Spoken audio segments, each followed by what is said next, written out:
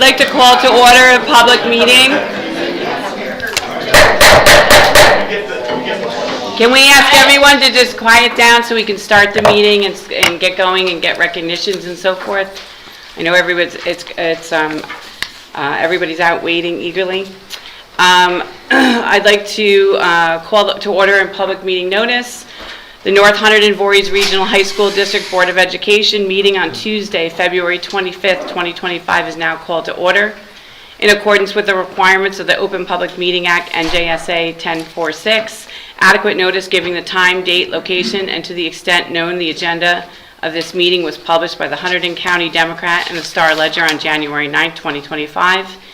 In addition, notice of this meeting has been posted on North Hunterdon High School and Voorhees High School, provided to the municipal clerks of Bethlehem Township, Califon Borough, Town of Clinton, Clinton Township, Franklin Township, Glen Gardner Borough, Hampton Borough, Highbridge Borough, Lebanon Township, Tewksbury Township, and Union Township, as well as other interested parties, and posted on the district website. Fire exits are located in the direction indicated. If alerted to fire, please move in a calm and orderly fashion to the nearest smoke exit free exit. At this time, please silence all cell phones, please. Roll call. Ms. Kegner. Here. Mr. Chet. Here. Dr. Danini. Here. Ms. Gallo. Here. Ms. Hintz. Here. Ms. Kotra. Mr. Lordy. Here. Mr. McIsaac. Here. Ms. Reed. Reyes here. I'm sorry. That's fine. Apologize. It's your first day. Yeah. Ms. Reyes. Reyes. Thank you. Mr. Spatten. Here. Ms. Vito. And Ms. Salino. Here. You have quorum. Flag salute, please. I pledge allegiance to the flag of the United States of America and to the republic for which it stands, one nation, under God, indivisible, with liberty and justice for all.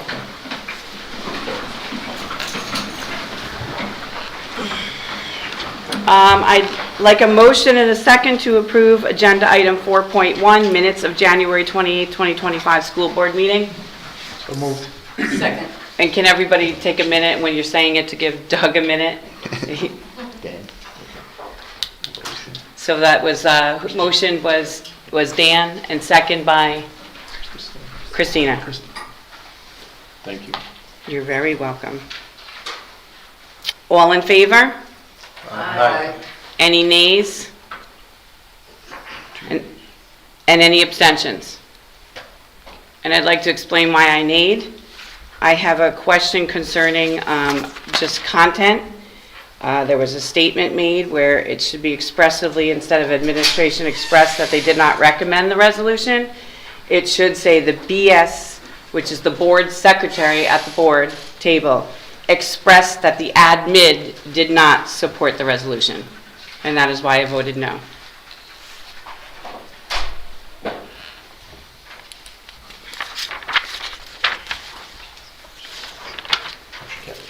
You got that? Yep.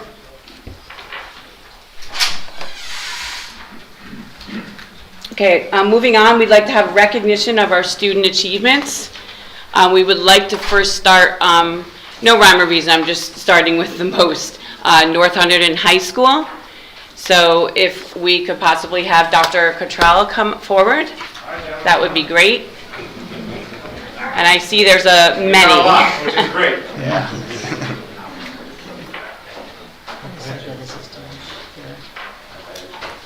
Line up over there.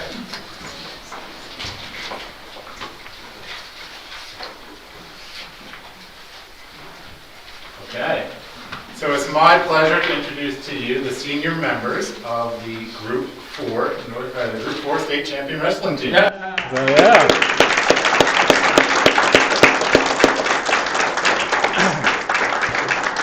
It is really a huge accomplishment, and it's a testament to the hard work that not only our seniors but all members of our wrestling team put in. They put in a lot of time. They worked very hard, and they had some thrilling victories this year. Most recently, again, it was a big team effort in their victory over Peaburg on, I guess it was February 16th down at Rutgers at the Jersey Mike Stadium, right center stage there. They beat Peaburg 37-27, and again, I just want to stress it really was a team effort. Everyone did their part as a team to come together. So we're really proud of them at the school, and I want to take a moment to recognize them. They're also our Skyland Conference champions overall too. So again, we have a great team this year, and gentlemen, when I call your name, if you could just come forward and get your certificates. So we're going to start with Joseph Celentano, who plans to attend LSU and major in business. So Joseph, there you go. Vincenzo Darrow will be still deciding where he's going to college, but he plans to major in finance. So Vincenzo, congratulations. Jake Infante is going to NC State and then major in business. So Jake, congratulations. Josh Jobert will be going to Seton Hall and majoring in secondary education and will continue to wrestle. So maybe Josh, we might see you back in there one day. We have Evan Kinney, who will enter the workforce this fall and pursue a career as a heavy equipment operator. Evan, congratulations. Chase Perry is still deciding where he's going to college, but he plans to major in business. Chase? Not here today. All right. James Turner will go to WTTI, which is the Welding Training Testing Institute, this fall. So James?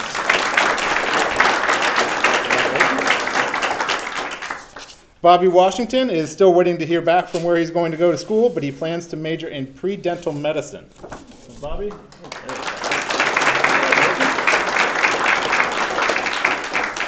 And Carson Young plans to go to Penn State in the fall and still deciding on his major. Carson, congratulations. So again, as a school, we're very proud of our team this year. They did awesome. A few of our wrestlers are also advancing on to districts, and then they'll be going, and I'm sure some of them will be advancing on in 2 weeks down to Atlantic City for the state championships. That's individual. So this was a team state champion, and now they're all competing on an individual level from here. So again, congratulations, gentlemen. And this way. All the certificates out, guys. Let's go. Put them out.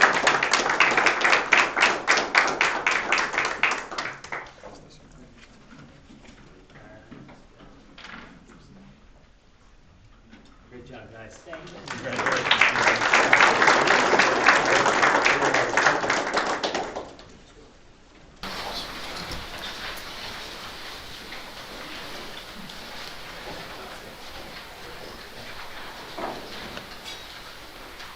That was amazing. Congratulations, gentlemen. We'd like to welcome Mr. Peterson forward for Voorhees High School.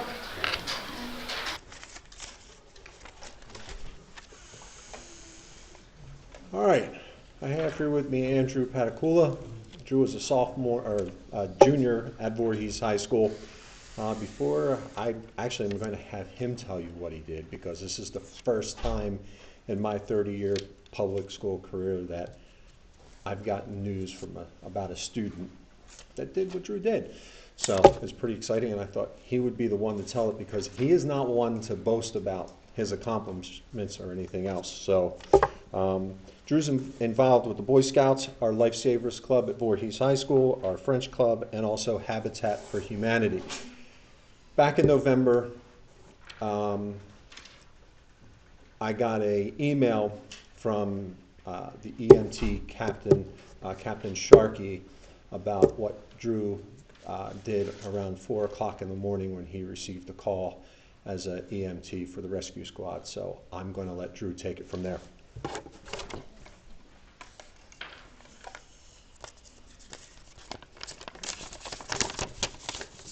Good evening, everyone. My name is Drew Patakula, and I'm a cadet EMT on the Tewksbury Rescue Squad.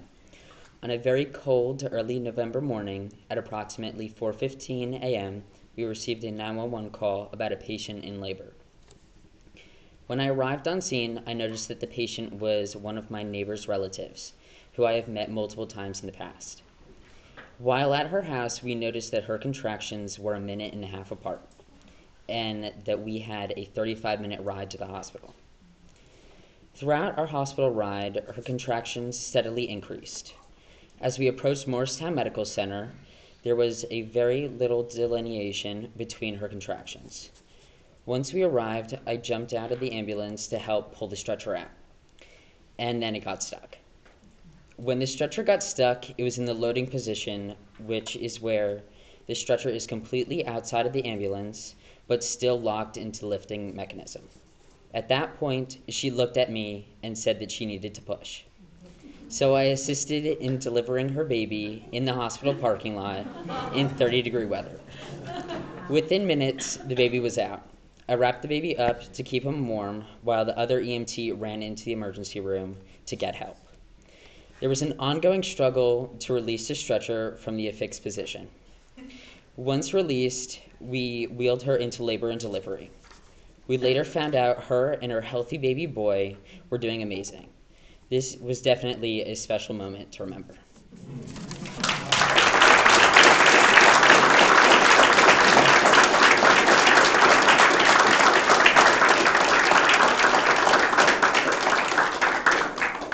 No, they did not name the baby after me. We've all asked that question. I'm sure some of you were wondering that. But no, thank you, Drew, for your service in helping that woman. All right, here you go.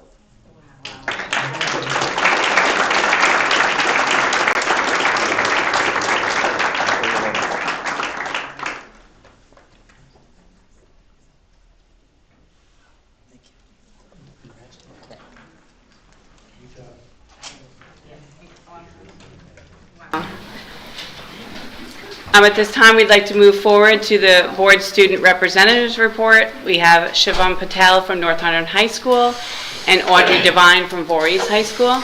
I don't know who would like to start. Good evening, everybody. So recently, the Voorhees Pride Club movie night was on Tuesday, February 25th, today, from 7 to 9. After watching the movie Nimona, and they're going to be selling snacks and drinks at a concession stand. Student Council will be running a pickleball tournament on March 6th from 3 to 6 at the gym. The ski club is going to Okemo Mountain Resort in Vermont from March 7th to the 9th. The Voorhees vocal music students are preparing for their annual choir coffee house concert. The concert is March 6th. I believe it's in the coffee house in Hybrid. The Voorhees Drama Club is working on their spring musical, Fiddler on the Roof, and performances will be on April 10th as well as the 13th. Instrumentalists in the Voorhees High School music department will have hosted their Pops concert February 20th. That was 7 in the gym. They did an arrangement of different jazz performances from the 1930s to 70s. It included the concert band, jazz ensemble, string ensemble, and the Winter Color Guard. And on February 4th, the Voorhees Unified coordinated a peer-led community night and attended the girls' basketball senior night to support the players. And lastly, the Voorhees Unified program also hosted a silent disco social event February 13th. Thank you.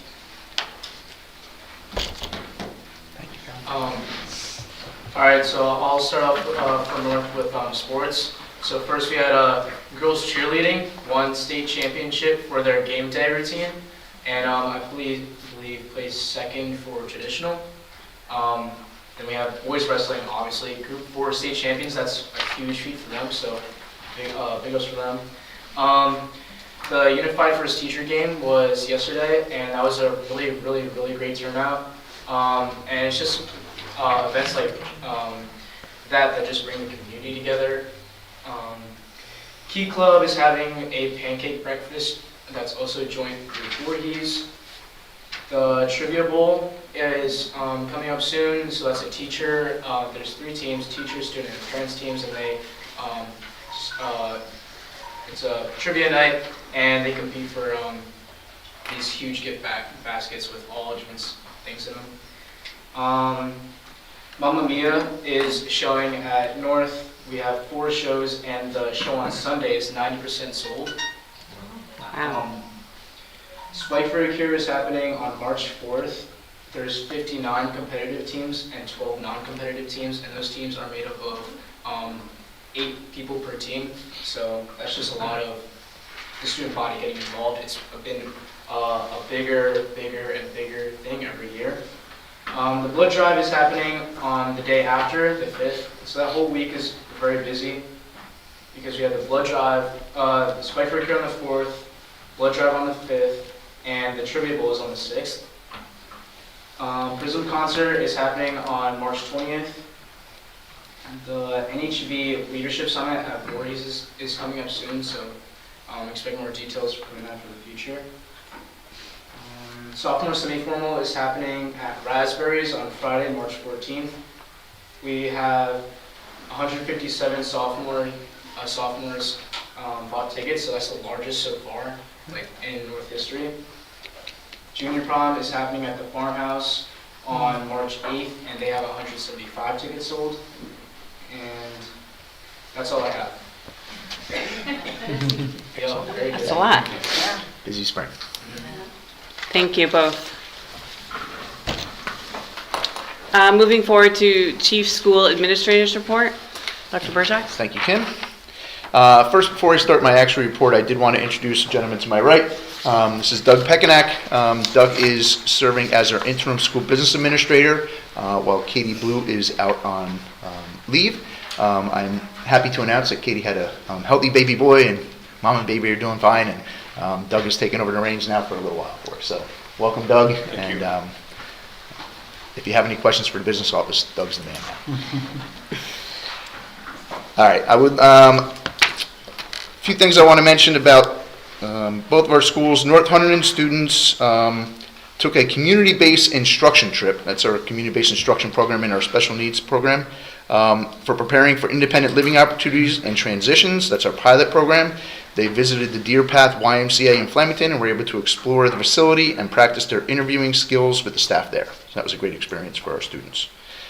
I want to congratulate the boys and girls wrestling team this year. They both have done phenomenal, as you heard already, for the seniors that were here. So congratulations to the students. They deserve all the credit for that. But they are also coached by 2 great coaches. And congratulations to the North Hunterdon girls wrestling coach, Dan Pep, and the boys wrestling coach, Dave Bell, for being named Coach of the Year by the New Jersey Coaches Association. So we had a pretty successful year in wrestling all around. So congratulations to them. Excellent. I did want to mention Voorhees presented their annual Pops concert. I think Audrey mentioned this. But that is a great event that if anybody has an opportunity to go see, the Pops concert at Voorhees is one of their starship events that they try to really focus on. This year it was from swing to soul, influenced by jazz, featured swing music of the 1930s through the funk and soul music of the 70s. So if you missed it this year, It was tremendous, too. yeah, then try to get to it the next time you hear about it, because the Pop concert is really a great event. As Shivam actually mentioned, last night was our unified versus staff basketball game. That was all supporting Sophia Shining Light Foundation. And the unified team just edged the staff out and just won. It was a close game back and forth, but they pulled it off. So I also want to congratulate the North Hunterdon Jazz Ensemble, who received an excellent rating at the 13th Annual Jazz Band Semifinal Showcase at Steel Stacks in Bethlehem, PA. They are under the leadership of Mr. Casey Carroll. And again, congratulations to them, because that was a pretty big accomplishment for them also. I do want to add one more reminder too. I know Shivam also reminded, but Mamma Mia is coming up this week at North Hunterdon. If any of you haven't been to one of our musicals at either North or Voorhees, it is literally the best production you can see this side of the Hudson. Broadway's Broadway, but I have to say we compete pretty highly with them, and they really are. Our students, the talent that they exhibit is phenomenal. Take a chance to go see the musical if you haven't. There will be one coming up at Voorhees again in the spring. There's a little bit later.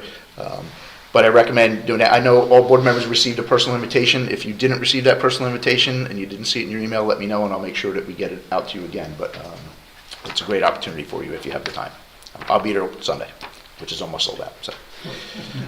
Strategic planning has kicked off. I wanted to mention that for everybody. Our parent and staff surveys went out last Monday. To date, we have 237 responses from the parents, and we have 71 responses from the staff. So I calculated that's a little over 10% for, it's actually about 20% for our staff. And it is a little over 10% for our parents. So right now, with 1 week being out, that's not bad. We're probably going to send a reminder out on Monday again for the survey to try to get some more participation. And then we have planned our in-person stakeholder meetings for March 25th at North Hunterdon and March 27th at Voorhees.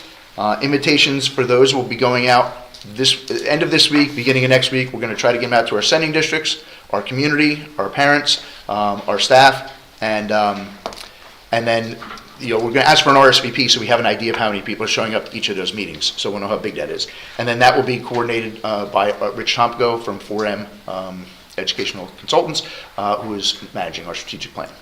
We're also going to set up some focus groups for students that I'm going to meet with him during the day. Probably reaching out to Shivam and Audrey and a couple other students as well. We're going to try to get a good representation of our student body and just talk to the students and get their input so we can use that in the strategic planning process as well. And that is all I have for a report. We do have a couple of action items. Rich, can I ask a question about the Sure. The 10% return? When you send out emails, are they going? We have 2-person households, 1-person households. So is it going to both of the 2-person households? It does, but they usually respond once. Right. I was actually curious about that because so I wonder if this might be a 20% return per household. So we have about 2,400 and change students. I asked Mike Okay. Squarcia actually right before this meeting how many households we have, and I believe it was Okay. 2,043. So I go around 2,000, Okay. and so 200 and some was a little over 10%. Okay. Thank you. So I think we're good. Okay.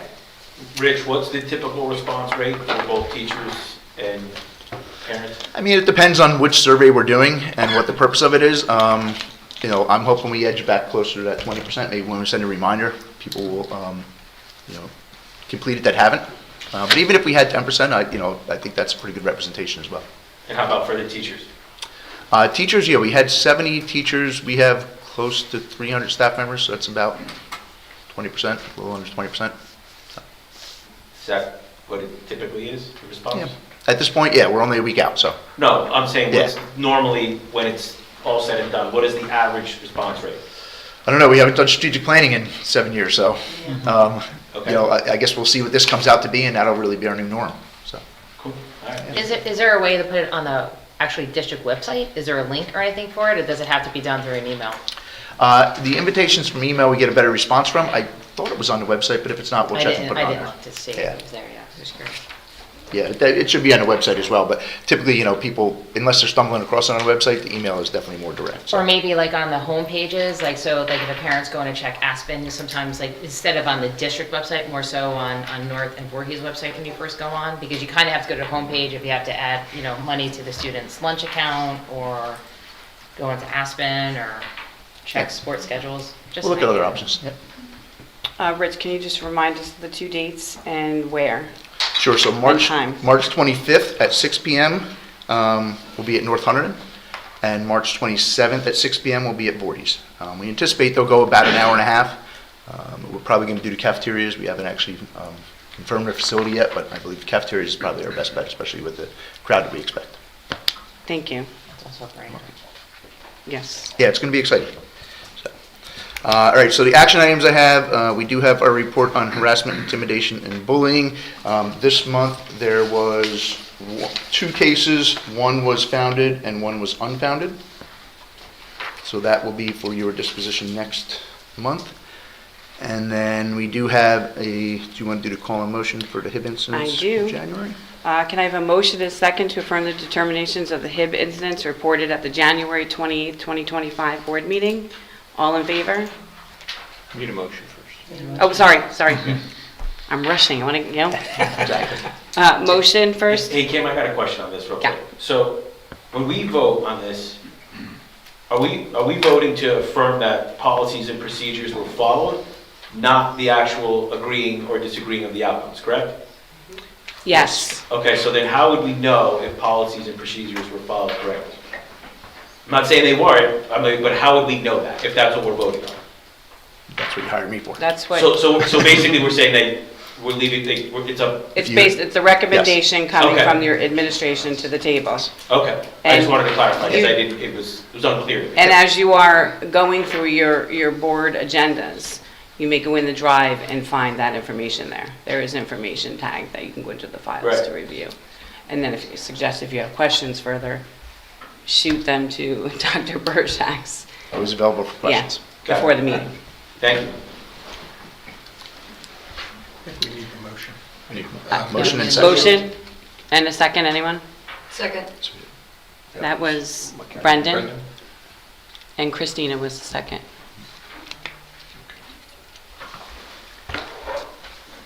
All in favor? Aye. Any nays? Abstentions? Thank you. We have our monthly reports. It's next on the agenda item, if there's any questions. And if not, 7.4 is we're reappointing or adopting our organizational chart for the district. We added the new position that we added last month, and we also added a Yes. couple that were Yeah. actually left I saw off, and that. we tidied it up a little bit. So, We'll need a motion and a second for that. And just so everyone knows, that organizational chart was approved at our January meeting. As Dr. Berczak just said, there was a change to it, so that is why it's on the agenda. So, So moved. thank you. Kim, I got a question on this, I'm sorry. I don't know, maybe Dr. Barrett. Is it possible, and I've asked this a couple times, can we get a list of, we have the roles, but can I also get the responsibilities, the amount of people that are tied to each role, and the salaries on this org chart? yeah, I'll get back to you. So we can get it? All the information's there, yeah. Okay. It's all public. Okay. It's on agendas. You have a motion, but you. I had a second. Nicole, No. well, who I don't said- know, did I jump somebody? Did I jump No, her? Brian and Nicole. Okay, Nicole. yes, second. Oh, I thought it was, It's fine. Sure. Brian and Nicole. Got it. Thank you. And then just voice vote. Yes. All in favor? Aye. Any nays or abstentions? motion carries. Okay, moving on to School Board President's Report.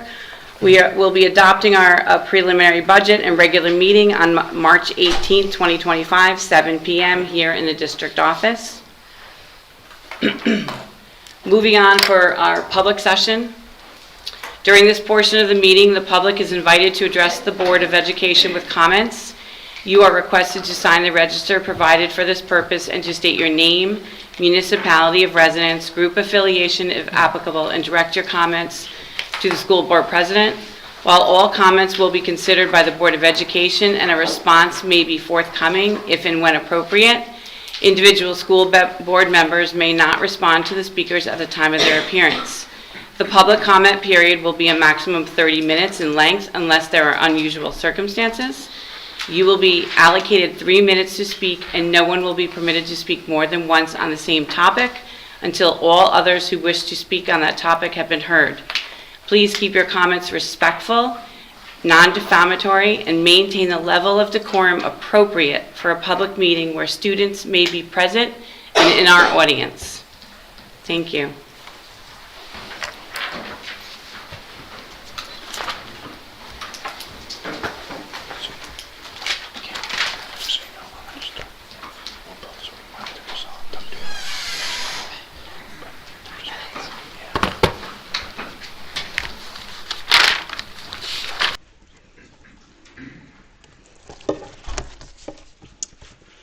Good evening. My name is Stephen Leffley, and I'm a 40-year resident of Lebanon Township.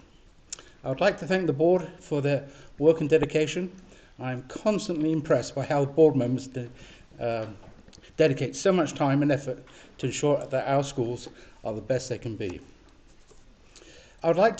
Before I begin, I'd like to clarify a couple of points to put things in perspective. Firstly, there are different types of organizations. In hierarchical organizations, the boss gives the orders and the subordinates just carry out their boss's orders.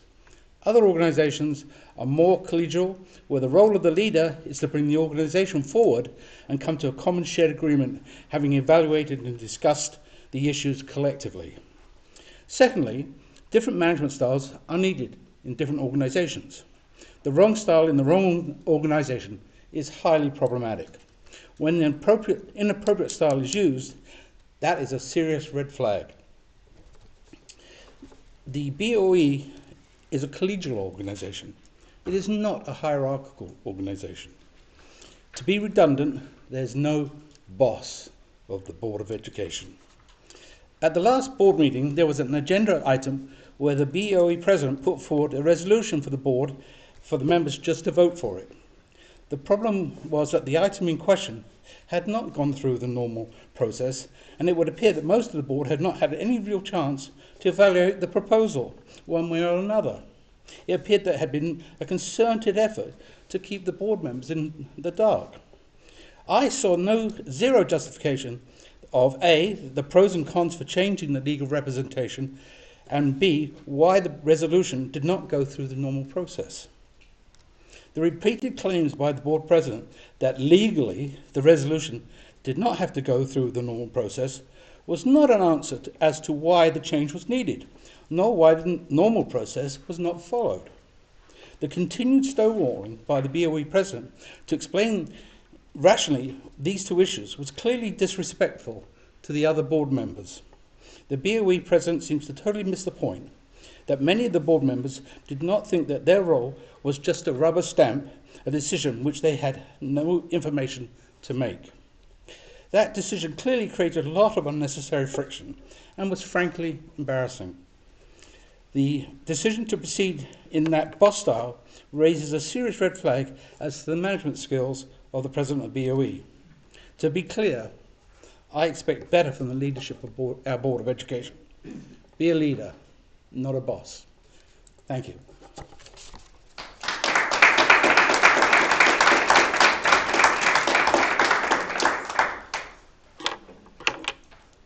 Just a moment.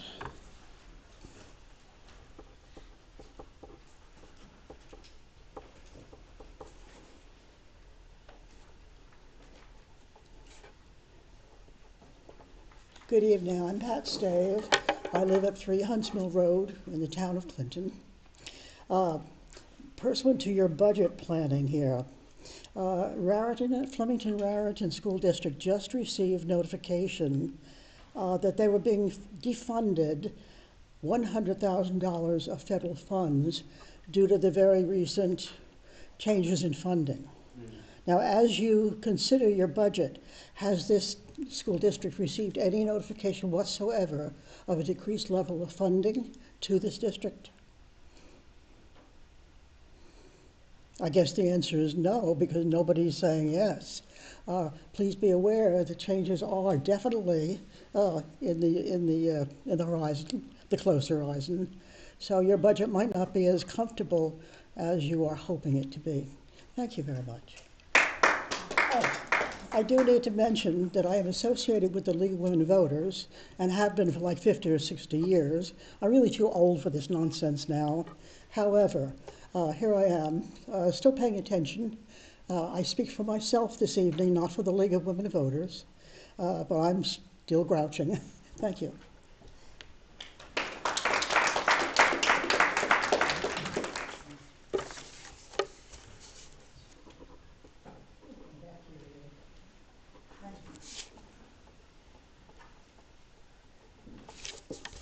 Good evening, board members. My name is Amy Barrett, and I'm a resident of Highbridge.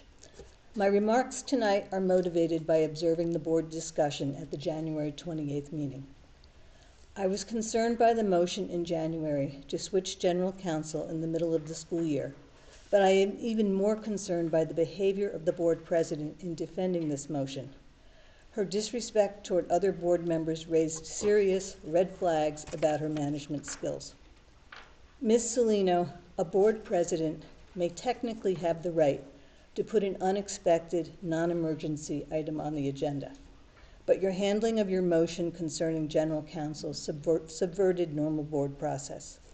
You did not go through the committee that normally handles contracts. You refused to answer questions from that committee's chairperson before and during the meeting, and you, along with Ms. Gallo, did not share information with the rest of the board. Although you said repeatedly it doesn't have to go through committee, this board's normal process is to go through committee. Your disregard of board process is poor leadership. Ms. Gallo, Ms. Cagno, and Ms. Reyes, by voting to support the motion to switch general counsel, you too voted to subvert process and transparency, despite your emphasizing the importance of these things in previous board meetings. Thank you to the two new board members, Dr. Dini and Mr. Lordy, who rightly refused to pass the motion without additional information. Ms. Salino, your disrespect for process and for other board members was also shown when you raised the subject of an ethics complaint and described this as, quote, potentially a conflict of interest to the rest of the board. First, it was inappropriate that you raised this issue in a public meeting, as Ms. Cochran tried to tell you. Second, it was inappropriate that you sought the advice of special counsel Bush Law on whether you could raise the issue of a complaint being dealt with by general counsel. It sounds like you're playing one law firm off against the other. This could get expensive, and it's also poor leadership.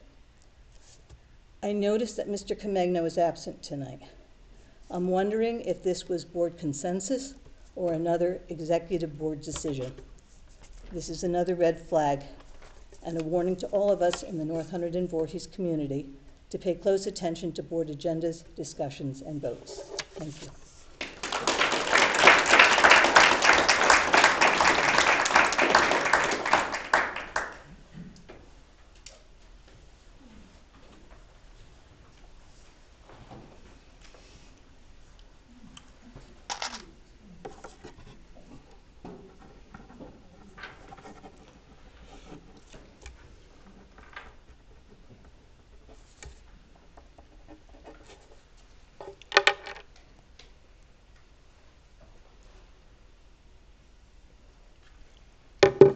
My name is Philip Traeger. I'm from Annandale. Last month's meeting was disappointing in that opaque board politics seemed to have reared their ugly head again, in spite of the fact that the so-called book issues have been resolved and had been made mostly moot by the passage of the state right to read bill. Ironically, a session describing statewide rules and norms, including a caveat about injecting partisan politics into board proceedings, was presented at that meeting of the board, immediately preceding agenda business. Many on the board were blindsided by an attempt to replace the current principal law firm representing the board with the supplemental law firm contracted to deal only with conflicts under the guise of cost savings, for which no underlying evidence was presented and proper procedure was ignored. There was obviously another underlying reason for the board president's proposal with the strong support of the board vice president. That became obvious when a short time after the meeting, an annotated and disingenuously edited version of this portion of the meeting was posted on the internet by a group with a history of opposing books and ideas that did not align with their ideologies. The obvious purpose of the edits was to take comments by some members of the board with a particular point of view out of context. It did not accurately represent the flow of discourse during the meeting. Just as a reminder, the same tactic had been used by the group to attack our former librarian, who had a well-known point of view concerning access to library materials at the high school. Thank you.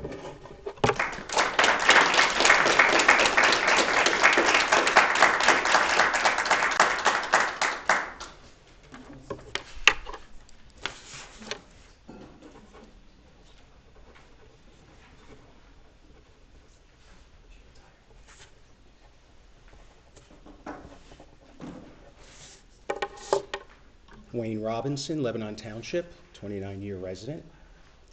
I'm here to express my concern regarding the absence of the board attorney from Comegno Law Group at this meeting.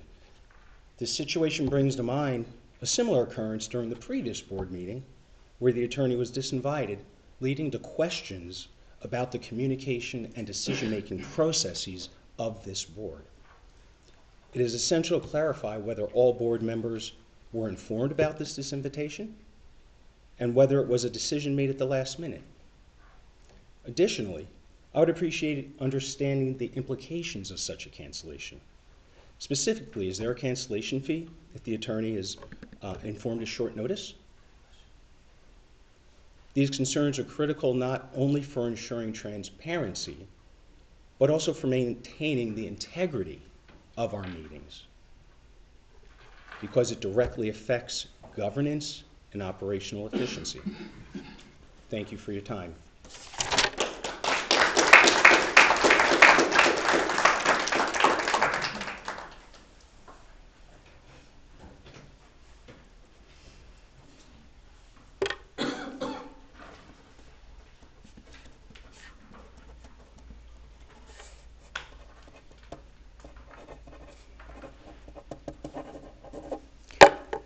Jennifer Cusack, Highbridge.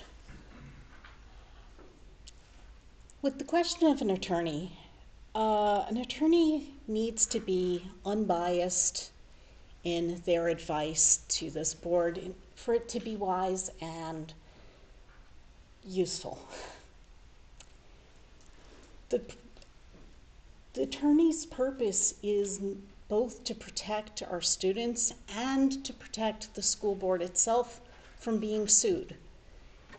As a person who pays taxes to this school district, I would like those taxes to go to educating our students, not to fighting lawsuits that come about because an attorney is giving advice that is motivated by a political agenda instead of what is the law and will protect this school district from being sued. People sue school districts all the time. It is costly. Even if the attorney's fee per hour were a lot lower, it's not going to make up for being repeatedly sued. An attorney is not someone you hire simply by the lowest bidder. You need somebody who's experienced and wise and does not have a personal agenda that is going to override their judgment about whether or not it is going to open this school district up to lawsuits. For fiscal stability, we need to have attorneys who follow the law, not political agendas.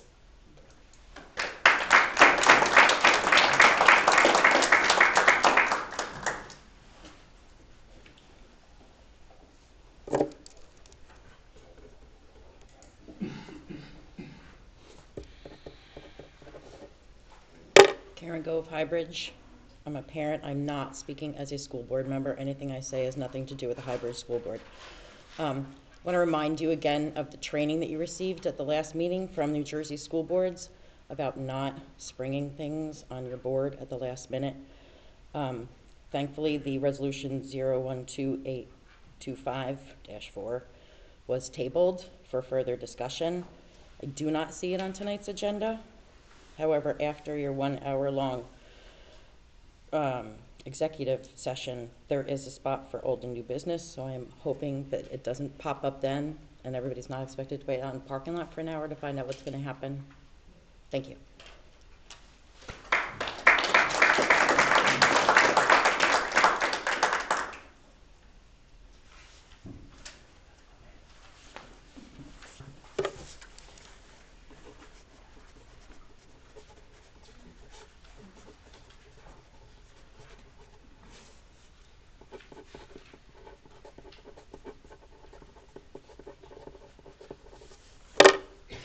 Hello, I'm Variah Hodges from Highbridge.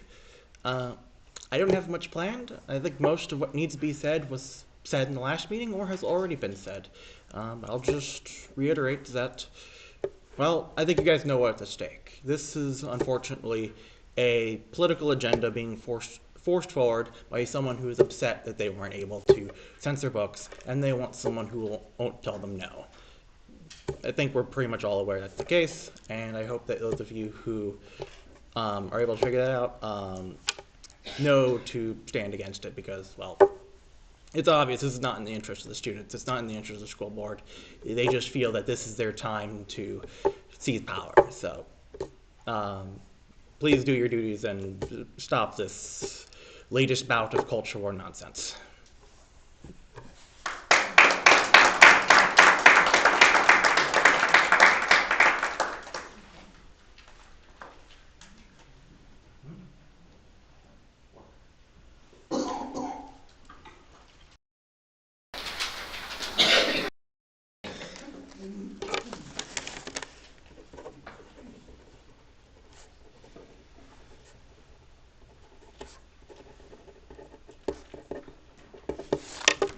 Debbie Farbanish, Union Township. Ms. Salino, having watched the presentation during the last board meeting, I have several concerns that I would like to share. One, according to Ms. Reese from the NJSBA, other than a few exceptions, you are largely have no more authority than any other member on this board. You are a body of 12 and should act like a body of 12. Two, I believe you have committed, or at the very least, are on the edge of ethics violations. You are not taking the recommendations of your administration, so you are usurping your power. You are not accepting board votes, appointing Comigmo Law Group for June 2024 through 2025 year, because you think you have the gavel, you can buck the system to get your way. It was made quite clear last June, the 4 sitting board members who voted against Comigmo Law Group, that you have an issue with them. Rather than follow normal procedure and have the issue sent to committee, you took it upon yourself to reach out and incur costs to have Bush Law write up a proposal to replace Comigmo Law. If you are trying to save money, you failed because you just costed district money in that stunt. And on top of that, you refused to take calls from fellow board members to discuss it, let alone address the matter in committee sessions. Your executive partner jumped in last meeting to say that you do not have to give reasons to ignore other board members, which is quite ironic, to say the least. Consequently, in my opinion, you are not acting on what is the best interest of our students. It appears you are on a personal vendetta. 3, I'm going to preemptively tell you that the public is well aware that you voted against Dr. Burjax twice as superintendent. If we see you trying to undermine him, we as a community will bring you up on ethics charges and have you removed. I will kindly ask you to remind the administration that Ms. Reese also stated that if they see you getting out of your lane, they too can file ethics charges against you. You talk of civility. It is defined by Oxford Languages as formal politeness and courtesy in behavior and speech. You did not show civility to Comigmo Law Group, nor your fellow board members.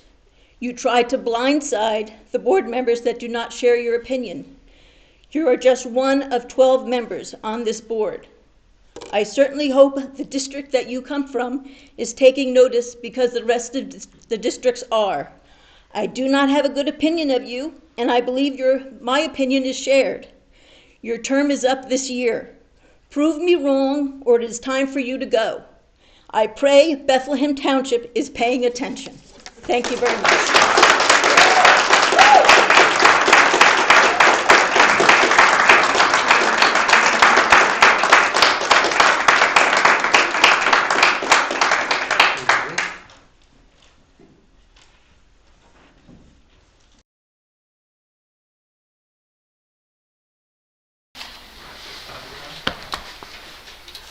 Is there any other public comments at this time?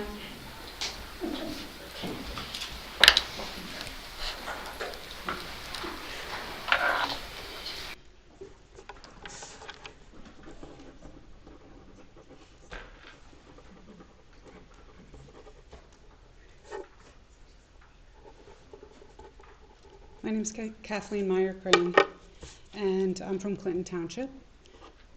I don't know really what's going on with the attorneys, to be honest with all of you, and I'm not going to weigh in on that. If something needed to go through proper process, it was tabled, and that was great.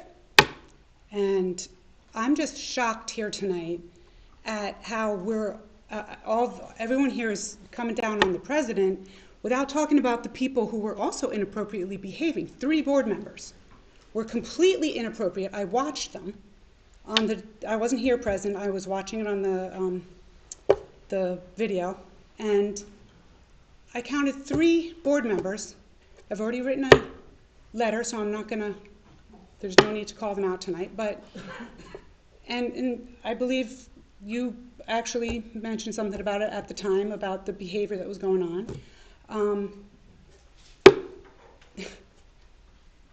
Everyone has to act appropriately.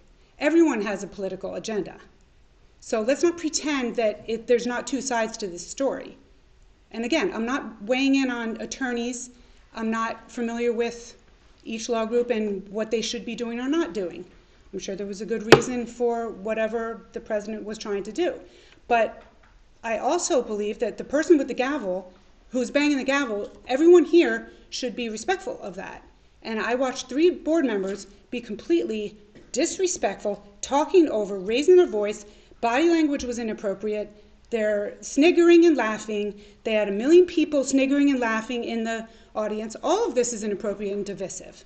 So there's 2 sides to this whole situation. And just because you guys drum up more people who come up here and complain doesn't mean that there's not more people like me who are also watching and also finding other board members acting inappropriately as well. So I think the whole scene that I watched was unacceptable.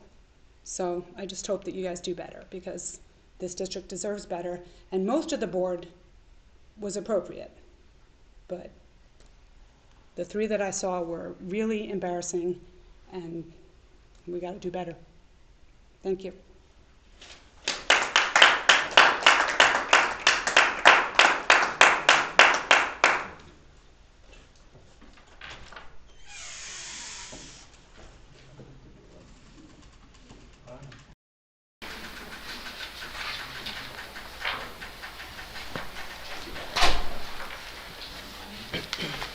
Are there any more public comments at this time? We have about 8 minutes left. Any more comments? Okay, moving forward. I think there's somebody. Oh, go ahead. Nope, go ahead.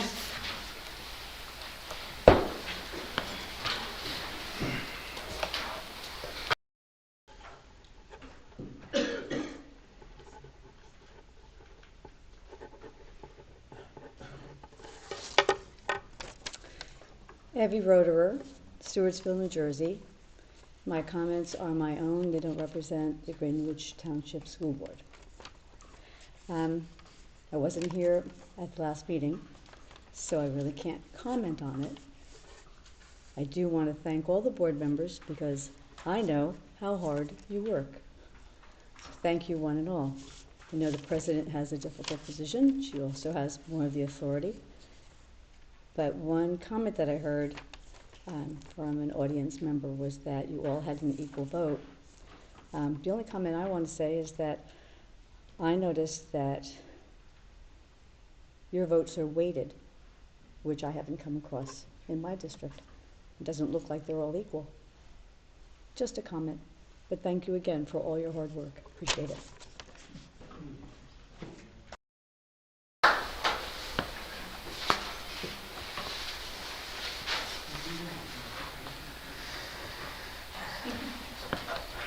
Any more public comments?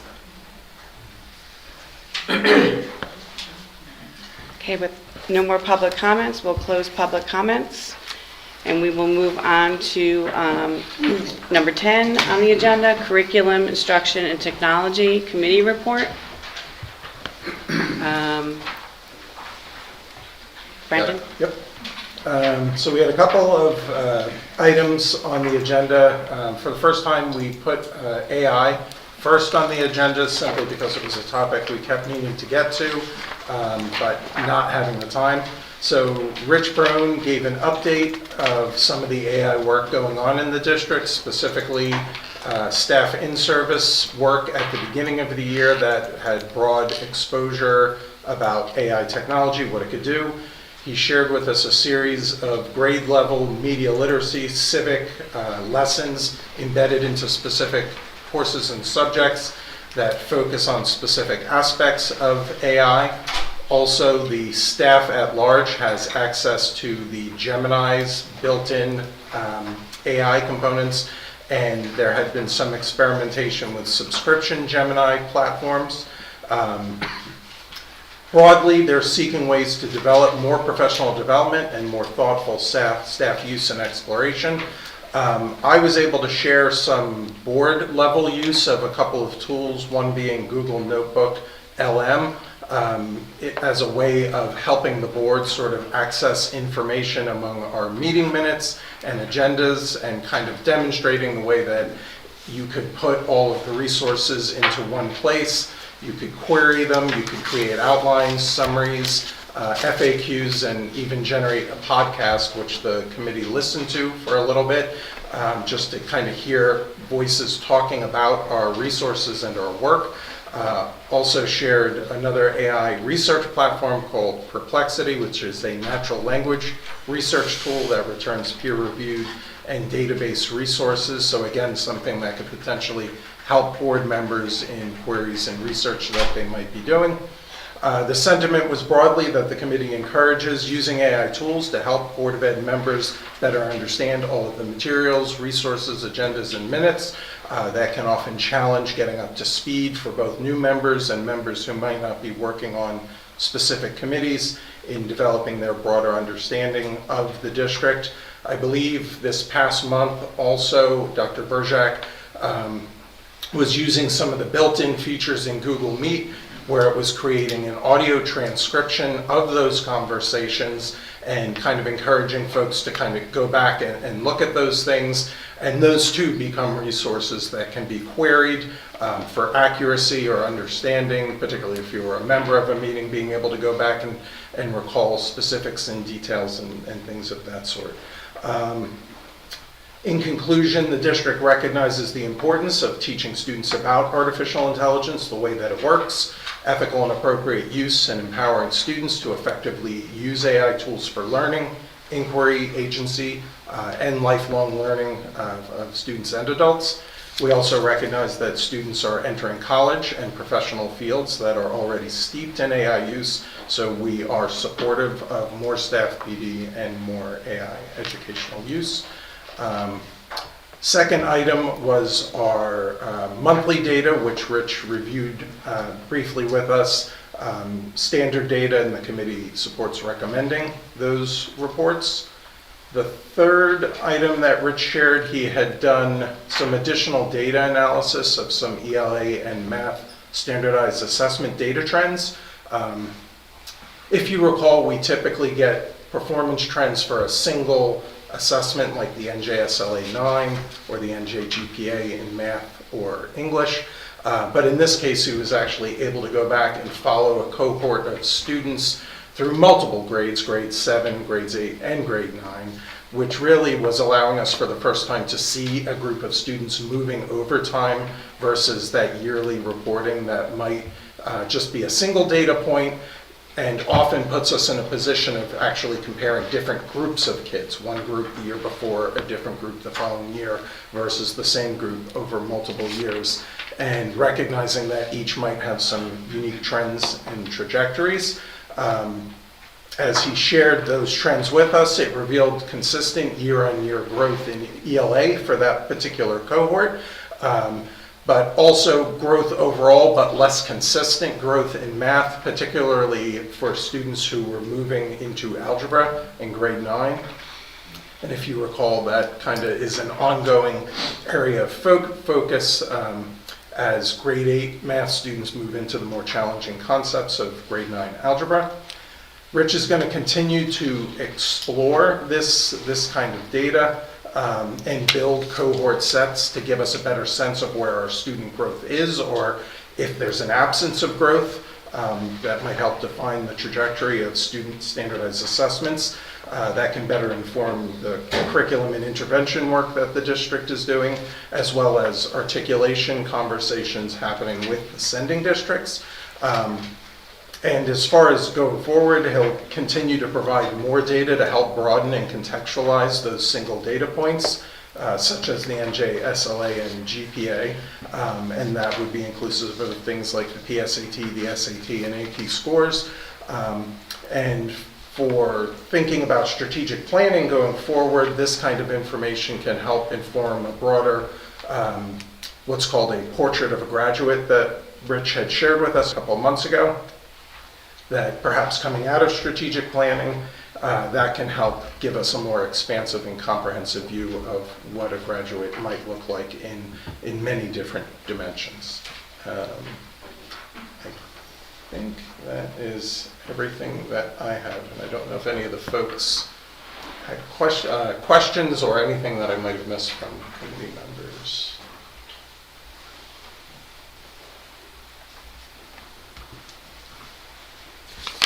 Any questions? Okay, I need a motion and a second to approve agenda items 10.1, 10.2. So moved. Second. Oh, Tara was the motion, and it was a tie between Brian.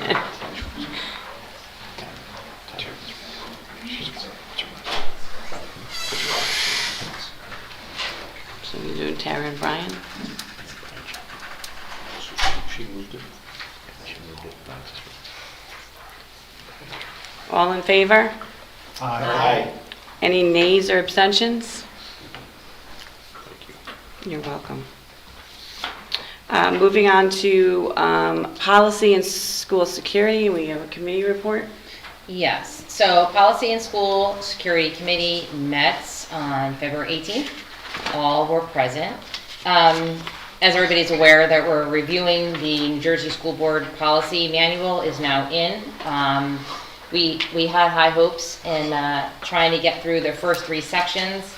And kind of during our conversation, we kind of realized that it's a little bit more arduous than we had planned. So we're going to slow down a little bit and try to go through individual policies. One of the discussion revolved around some of the language that provided to replace our current policy manual. We discussed some wording such as adding language that would also evict someone for lewd and immoral acts, as well as contact police. There were some discussions about 1112.6R85 and why there are separate restrooms and concessions for visiting fans. After some of these wording discussions, it was decided that we might not be able to get through the 3 sections, as I stated.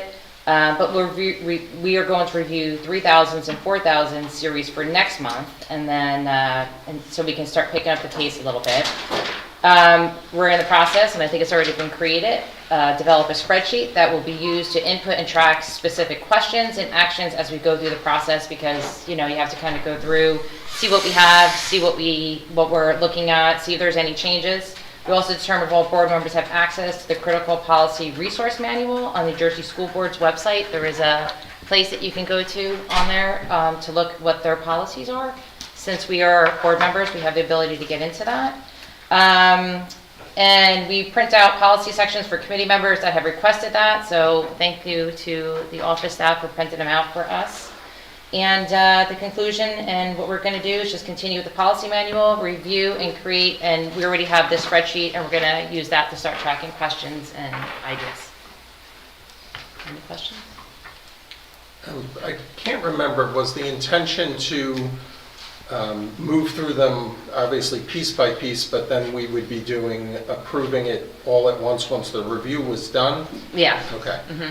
And then in the website access, when you say that they have all the policies there, does that mean that there's policies there that aren't necessarily included in our sort of matching policy work that was done for us? So, yeah, so New Jersey school board policies would be their model policy. So all school board members have the access to go in there to see what their policies are in lieu compared to like Strauss Esme, so to speak. But each individual school district might have some, some changes depending on, the school and, what's particular to that actual school.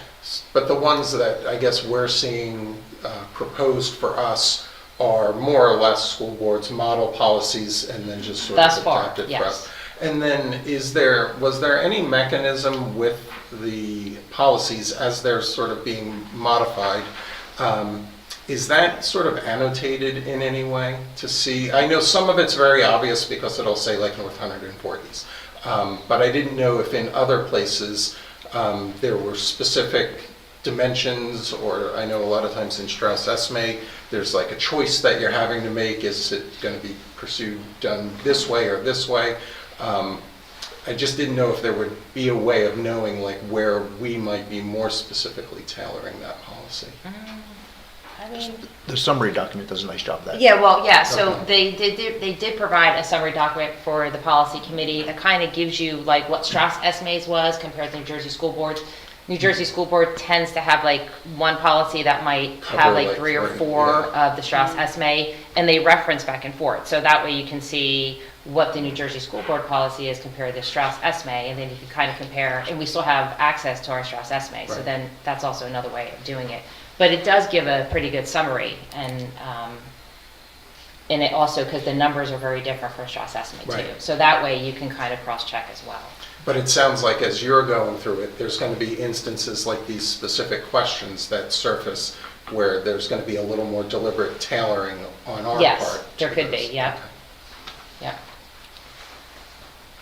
Any other questions?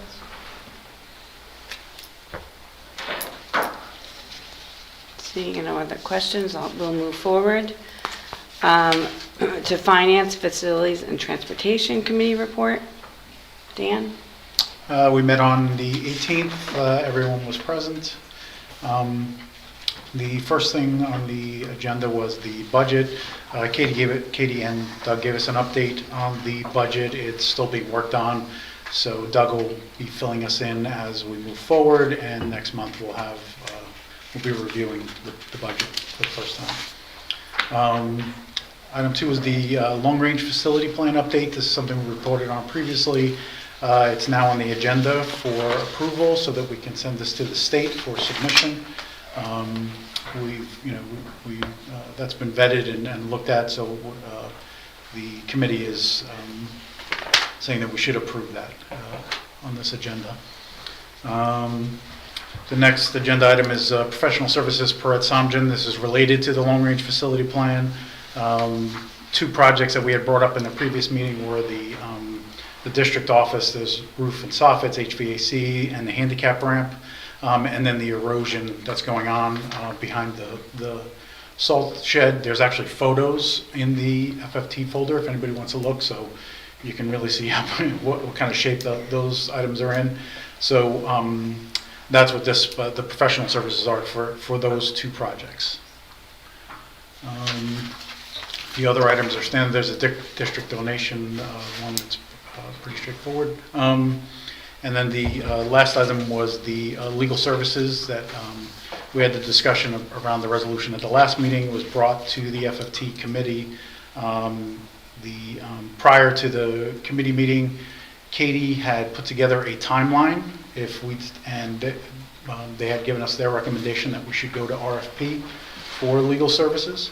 This is something that's done typically every 5 years or as needed, but it's usually every 5 years. It's been 4 years, and the discussion was, because of all the controversy and everything, we should probably go through that process. We did talk about the time frame,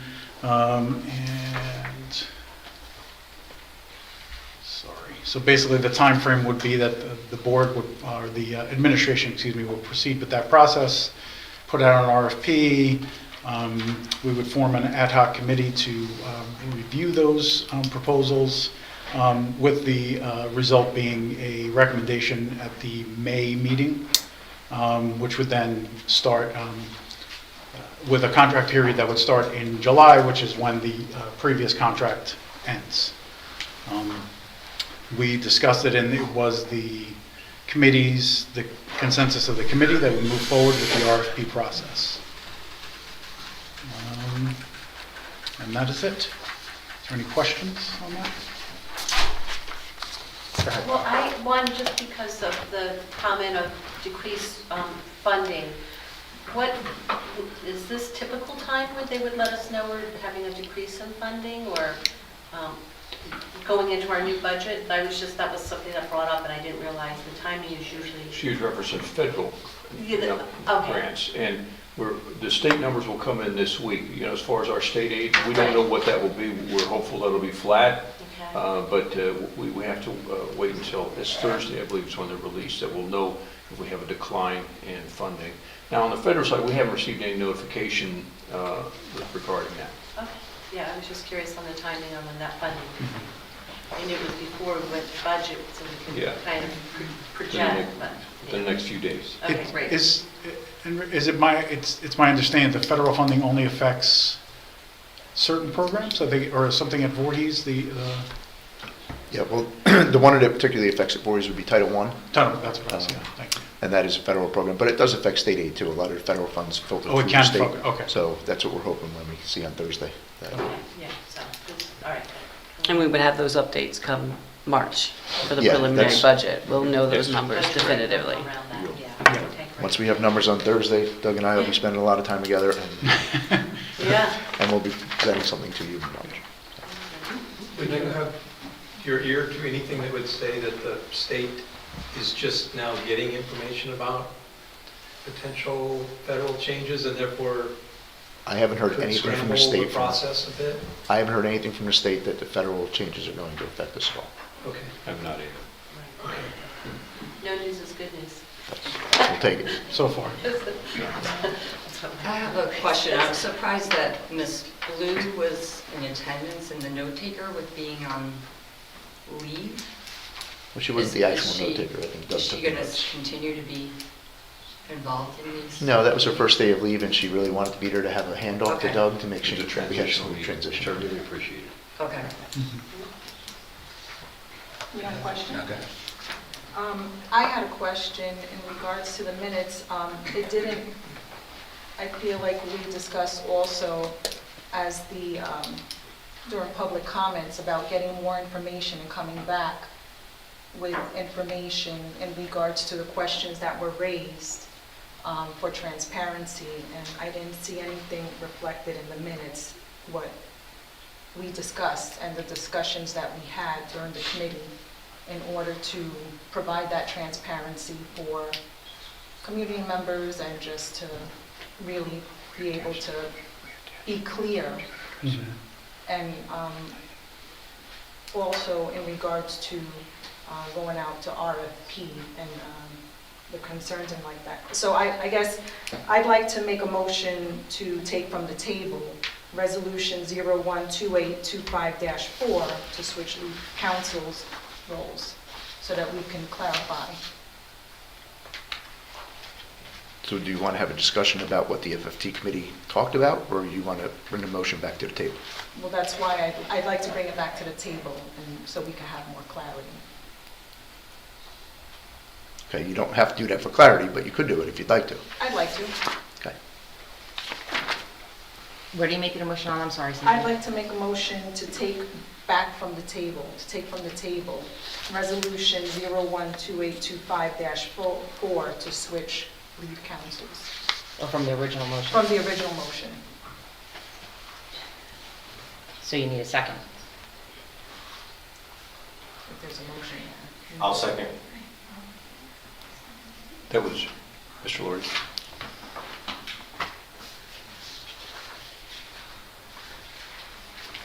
So no. So we have a motion on the floor, we have a second for, you're stating you're taking off the table? Yes. The resolution 018. 2825-4. And we'd like to have a discussion. I know I was in that committee meeting, there was some going back and forth discussing the questions that were asked. There were questions raised at last month's meeting by board members when we were in discussion, specific questions.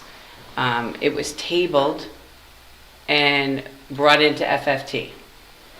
So the questions were sent to the attorneys, to both attorneys, the same set of questions.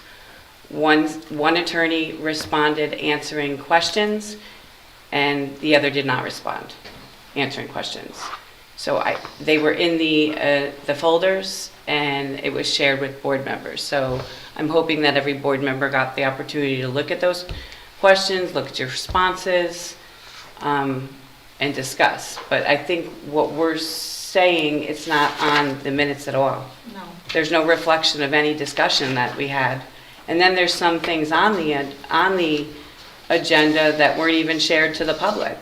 We talked about shared services. We talked about agenda items, our health benefits. We talked about driving cost factors. We talked about many things, and they weren't shared. So they're here, but they're not shared with the public. That's why we're doing this. So I went through the AI translation. I don't know if that's what it's called. Like just kind of look through it and then transcription. Thank you. It was kind of neat. There were some things that were missing. It looks like there was like words and sentences missing. So, but I did kind of go through that, and then I did notice that they weren't on here, but I didn't know if they were going to be like up for discussion. So that's why I guess. Well, I think because of the discussion, we talked about the questions, and I think, in my opinion, the questions that were asked to the attorneys, it's a very kind of informal process of just asking them those questions that came up at the meeting. I think one of the attorneys, or both, said that they would attend the FFT meeting or would answer questions in person. But I think during that discussion, we discussed what the administration was advising, which was to go up to RFP. We all agreed that was the process that should be followed, and that's the recommendation that we brought to the board. Which I also mentioned during the meeting, that I was confused how just a few months ago it was not, admin was against going out for RFP, and here we are now going out for RFP. So I was concerned and confused about that. I wouldn't say they didn't say they were against going to RFP. They just hadn't made that recommendation. The recommendation came from the board president. No. That we were to switch the attorneys. There was no discussion from administration because we usually wait 5 years, which is what the typical process is. I'm referring to last year, mid-year, when a board member, yes. Correct. When a board member brought up an interest in going, to make a motion to go for RFP, and at that time, admin was very solid on not moving forward with that. And for transparency, I feel that we need to have that. We did have that discussion and the concern of going out for RFP now, when we... But these were two different issues. Correct, two different issues. Now it's supposedly cost. Previously it was a different issue. It was also cost. If I remember correctly, I believe they were not for it because the concern of the cost factor, from what I recall. You mean going forward with the RFP? Yes, last year. Yeah, but No, but I'm saying the issue of why out of committee, it was recommended to go out for RFP. Correct. We all agree on that. But I think what she's saying is there was a discussion that was had that she was trying to have, and it's not being heard. It's not reflected in the minutes. For transparency. Kim, do you mean recommended to go for RFP now out of the committee? That's what's coming out of committee. Correct. A recommendation to go to RFP. 'Cause, RFP. yeah, my recollection in June was there was a proposal to change attorneys, and it was brought up at that June meeting that the appropriate course would have been for it to then go to committee for a discussion and potential going out to RFP. And then I guess my confusion is I know there were some questions that got surfaced as a result of last month's conversation that felt like it was something different than the committee's discussion for RFP. And as we got the two sets of answers that you shared, one of them where one of the attorneys did not respond, my impression of that was that they were not inclined to be giving us fiscal advice on the choices that we might be making as part of their not responding to one of those questions. In other words, it wasn't their position to advise the district as to the choice the district might be making from a cost standpoint. At least that's how I read that particular response. And then when I saw the RFP come from the committee, I assumed that, oh, okay, that was the process that we were following. Yes, the motion was tabled. So that motion was tabled. It was brought back to committee Right. because that's what was asked. And it was asked at the board table for more clarity there was questions asked at the table, and people wanted more clarity. There were people asked that, specifically board members asking to table it because they did not have enough information. So those questions were drawn right from the board meeting. And there was about 5 of them, and they went to both attorneys and cordially asked to respond. And those were the questions that The board members asked, not me. They came from the board table. Right, and so we went through that whole process in committee, and the resolution and the agreement it was unanimous that we would move forward with the RFP process. So that is what I reported out. So that's the resolution of that whole process. But if you go to agenda item 3, legal services, discussion regarding resolution 012825-4, and then there's nothing there. If you clearly go to the transcription and but that's there was discussion, but it should be reflected. Your concern is with the minutes. That has nothing to do with the actual resolution or the what we're moving forward with. I'm not saying we're not moving forward with RFP. That's not what the question was. The question was the discussion of the resolution 012825. It was tabled. It was brought into FFT, recommended by yourself to bring into FFT. Correct. We then rescinded the motion to put it in every committee, and it went through FFT. Correct. But there's no information here. We did have there was some conversation to that. This discussion is around the now voting on this resolution. This discussion is not about if you're not in agreement with the minutes, then you can talk to, I don't know how that gets resolved. How? I mean, typically between the chair, but okay, not here. I don't have a problem with reflecting what was talked about in the meeting. I'm just I'm explaining it. That's where I think she's coming from. That it's not on the There was discussion agenda, that the took minutes. place, basically, that, board members as well as community members are expecting information to come forth, and I feel that we are not being transparent and providing them with the information we need based on what the minutes are. So that's one part. And the other part is, well, let's bring it back to the table. And We kind of already have. Yeah. It seems like we're discussing at least 3 different things, but the only thing that's on the table it's been brought back, a motion and a second, that we can continue to discuss it, but it's not, the motion was not to improve the minutes. You may have that desire, and you may want to make that motion, but the motion is to vote on that resolution, correct? Correct. Which is to bring it off the table, so then you can then make a motion to take action on it, because right now you're simply taking an action to get it back onto the agenda.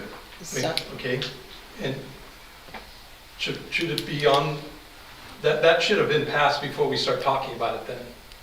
No, this is fine. You have a motion and a second, you have discussion. Now you can have Discussion to bring it back for consideration. Have your discussion and have your vote. And now it'll be off the table. Now you can then have another motion and a second if you want to go ahead and discuss then going out for RFP. It's just a procedural thing. It's get it not RFP. Not RFP. The resolution was to flip the... The motion has had a first and a second discussion on to bring it back to the table, untable it. Okay. Which, would you agree can be separated from the question of Oh, whether... yeah, that's what we're saying, it is. They're two separate, Correct. I'm not, No. oh, I don't disagree, that was a recommendation coming out of it. She's saying, she's requesting the motion to take it off the table. Right. So you have to request that motion that has first, there was a motion and a second. Yeah, I agree. Yeah. It just, Then we it's a talked a vote. lot about the minutes and the decision to go RFP, because we can't do both. We can't go to RFP and adopt that resolution. That's not true. Yeah, you can. Yes, you can. Oh, we could go to... We can do both. Yes. You can do both. Yes.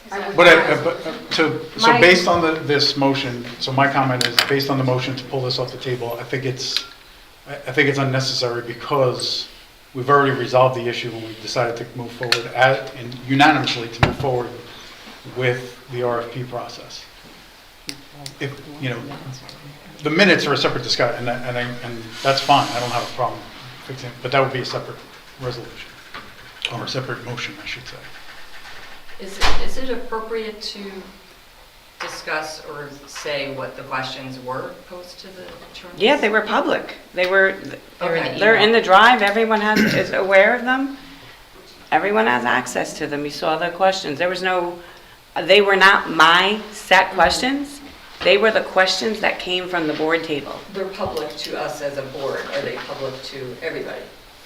They're not, that's what I mean. No. Okay. It was to the board, at the board table Okay. right now for discussion. I mean, those questions certainly can be addressed. But they were The questions questions, were made in public. right, They're you're saying the questions. questions came up Right. In the our course of discussion, that in the course discussion. of the discussion through the, yes. Yeah, I mean, I will say that those questions are by no means a comprehensive set of questions. They happen to have been representative of the happenstance conversation and wouldn't be a deliberate set of questions that you would put to a set of attorneys if you were going out to an RFP. So I did not see them in any way as a replacement of an RFP process. And I don't think any one of us No. in that committee No, is no. saying it's a replacement for RFP. There was agreement in the committee to go out for RFP. And the BAs set the timeline for the RFP to begin. So here's where I'm at with this, right? So I've only been here 6 weeks, so trying to grasp all this is a lot to take in. And this is clearly a hot button issue for whatever reason. And I don't have that history for why it is. But where I'm at with this is, when this was presented at the last meeting, I didn't feel comfortable moving forward with the information that we do now, that we had at the time. I do now. So since that meeting, and we had discussed it in committee, that if we were going to go down this road, I didn't like the fact of a motion being on the table in perpetuity. So I wanted to close it out one way or the other and then move forward. That's where I was at with this. And sidebar, because it's kind of connected, but sort of not, just to be clear, one of the points I made in the committee meeting is I think that there's other professional services that should be going out for RFP at the same time, specifically because one was adopted the same day as legal services and one was adopted a year prior to that. So I felt in my mind that by just going out for legal, that it could be perceived that they're being singled out. So I wanted to give my feedback that if we're gonna go out for our RFP for the 2 professional services that were adopted at the same time or later. Additionally, I think, and the consensus was that a 5-year period was suffice. I disagree with that, especially in the economic times that we're in. I think 5 years is an eternity. My recommendation was kind of meet in the middle and go for every 3. I understand that every year is probably not efficient, but I think 5 years is way too long. But just to tie it up in a bow, I wasn't prepared to take action or vote at the last meeting, but I am now.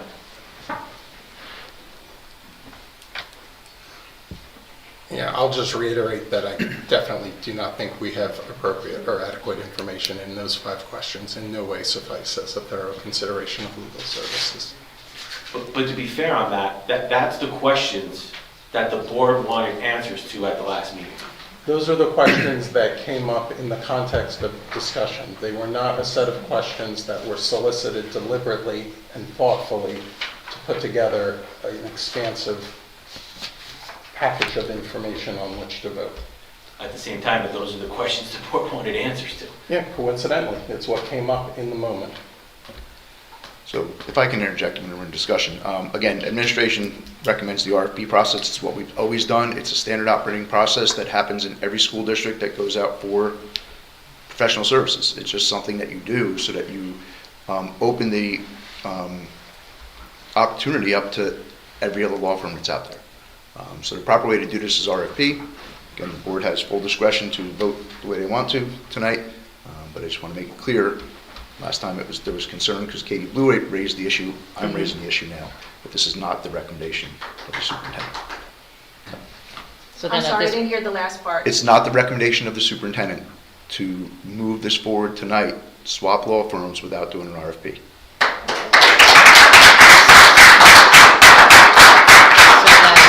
At this point, the motion's on the table? I didn't hear what you said, I'm sorry. So the motion's on the table? Yes, it is. Yes. You have to take a vote first. Okay. Yeah. Well, there's discussion. Yeah, we're still discussing. Irrespective of what questions are raised to the attorneys, and I definitely have fresh eyes coming on because I've been here so long as Rich has been here, but was it concerning to anyone that, and both of these attorneys are our attorneys, was it a concern to anyone that given a set of questions, irrespective of what they are, that these are our attorneys, questions are raised to them, one answered them, one didn't, regardless of the type of question. Did that come up in committee? Was that anything anyone even noticed or looked at? Because I recall last meeting, I was one that said, I need more information. And I thought that discussion was going to be here. Fine, it was in committee, even though that's not, I think, how I thought it was going to play out. But given, again, 2 attorneys are asked questions, one did not respond. No, well, he did respond. He just, Not to the questions, and I don't, No, to but me, it doesn't matter what the questions are. It matters that and the manner by which no, but the the process, responses, and the response. issue is, these are our attorneys. Correct, okay? and And given any attorney, you would expect, the board would expect, when you ask a question to an attorney, you get an answer. The And response. not what you want to say. But The what- response was a summary, and I'm trying to find it now, but the point was, that I don't think they felt comfortable responding to those questions by email, and they wanted to come to the FFT meeting to respond in Well, person. Okay, but. So they would have responded, but they weren't invited. Okay, I'd like to interject. At no point, and I had spoken with Rich, we spoke about this, asking the attorneys at the end of last month's meeting, having them come for a presentation or coming into FFT or to the board meeting. And that was, we spoke about it.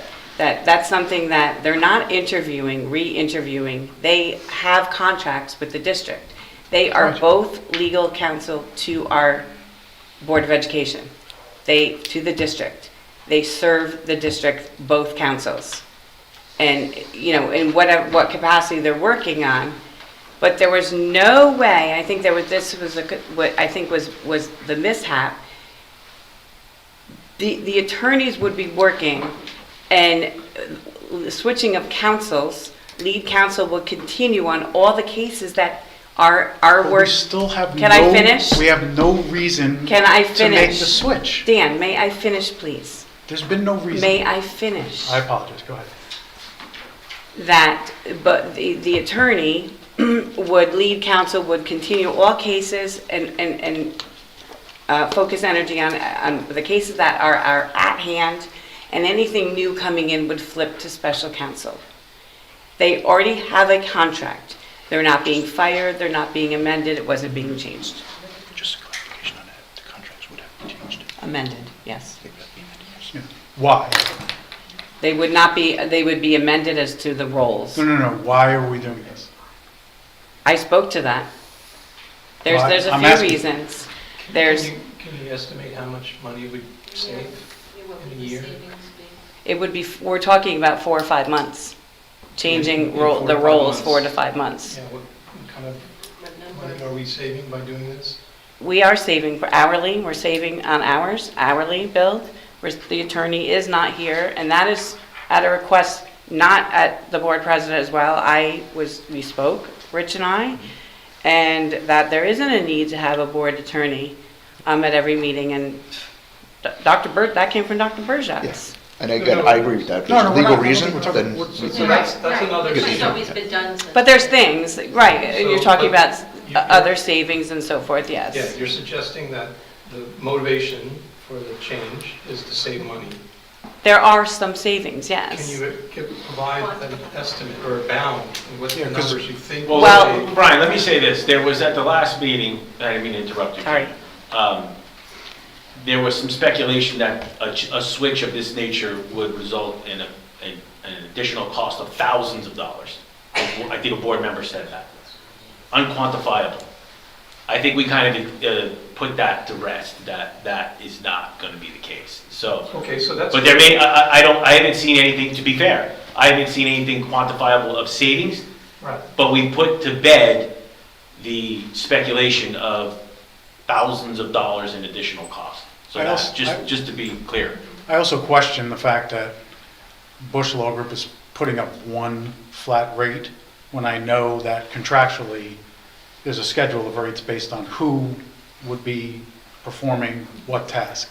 Like if, I don't know his name, but the head of Bush Law Firm, if he were to attend a meeting, his hourly rate is very different than if it's a junior person. And so we had a schedule of rates from Comengo, but we had one flat rate from Bush. No, So- we had a schedule of rates from Bush as well. In what I saw, there was one hourly rate. If you look at the resolution, go back to the resolution states the fees. And I believe it's 175 for Bush. Again, the motivation was raised that would be a savings. So certainly you must have penciled in some kind of number that said this is worth the commotion that's erupted to save, because it's going to be $1 million, $100,000, $1. Surely, before you decided to do this, you thought this is worth doing because it's going to save something. And can you Save- share that Yes, something with the to board? save something. We are saving, No. we're making changes as the, I'm sorry, I can't hear you. I apologize. I'm sorry. No, that's okay. We're making savings. The board attorney is not here, neither attorney is here. And there are savings hourly. Now, I don't know to speak to that. I will say I have requested to see the itemized bills list for legal, because if you look at our bills list, we have a one lump sum of legal. And they do come itemized, and I have requested it, and I have been denied 4 times. So Why is that, Kim? I've just been told No. What was the answer? Just no? No, that we could look at those, we could review those, that I wouldn't understand them, there would be, Who told you that? that was yourself. No, it was not. Yes. I actually have the bills upstairs on my desk if you want to Yes, look at them right now because I collected them. We were was. going to look at them together, but Yes, we had spoken, and I asked you if I could have the itemized bills list and I told you in the drive, and you said no, and you also stated that you alluded that I wouldn't be able to read them, I wouldn't be sure, and it would be, if we opened it to all the board members, because I had said it should be in the drive for the board members to see, to look through, and you said it would open up, it would be something in the weeds, having all board members look at it would be a problem, and there was issue to that. The board council, it is the board council. Yes, they assist the administration and the BA and they work closely, but the board hires the council. So the board therefore should see the bills and be able to see itemized bills. And I did request. So it sounds like that's put to bed, because Rich is saying that you can get them, correct? Sounds like that. Okay. So they would be itemized bills in a drive for us to see? no, I was going to review them with Kim Yeah. as the board president. We don't She run the requested that. district, they run the district. She requested to look at the bills with me, and I said, yes, I would collect them. So I am looking at the previous Don't we have to resolution. vote on the bills? We vote on the. You vote on the bills list, yes. I'm looking at the previous resolution, and the rate, Bushel Law Group is $180 an hour for attorneys. Comengo was $225 for partners and $195 for associates. I just know, as done professional services in the past, I know there's probably a schedule of rates depending on who's attending the meeting or who's doing the Yeah, I work. think that's in there. Let me just take a check. I think that resolution is in there. In front of me, it's 180 I'm sorry, for can't hear you. attorneys. I'm sorry. It's 180 for attorneys, and it doesn't mention any other attorneys in general, and then paralegals and clerks are billed at $85 per hour. That's all that's said in this agreement with Bush Law Group. So we could pencil it out right now. So it's what, $20, $30 an hour difference or something like that, times 100 hours? That's assuming Bush doesn't have a rate for a I'm just trying to partner get a versus an feel for attorney. what is the motivation here? So Brian, let me chime in on that if I can. I can't answer that specific question about It's like, your crumbs comment, like what's you that? said before. Like, are we talking about crumbs? Or are we talking about needle moving Are you talking about in the committee? with respect to saving money? I agree. But in respect to saving money, I dug into this a little bit and I kind of looked at the bigger picture, the overarching kind of view, not try to look at it so needled in, so to speak. So just to put it in perspective, and I don't know if anyone's looked at this, but so in 2023, total legal expenses here was $80,000, my eyes are getting bad, $80,088.23. In 2024, it was $103,102.09. Year to date, 2025, it's $26,571.40. Well, we had the negotiations. So I took it and I compared it. So if you look at the averages, right? I'm just coming from an outsider here. You look at the average of 2023, and I know each month doesn't have a legal bill, right? There's gaps there. You don't get a bill every month. It's about $6,674 in 2023. And the average bill in 2024 was $8,591.84. And so far, the average bill in 2025 is $14,285.70.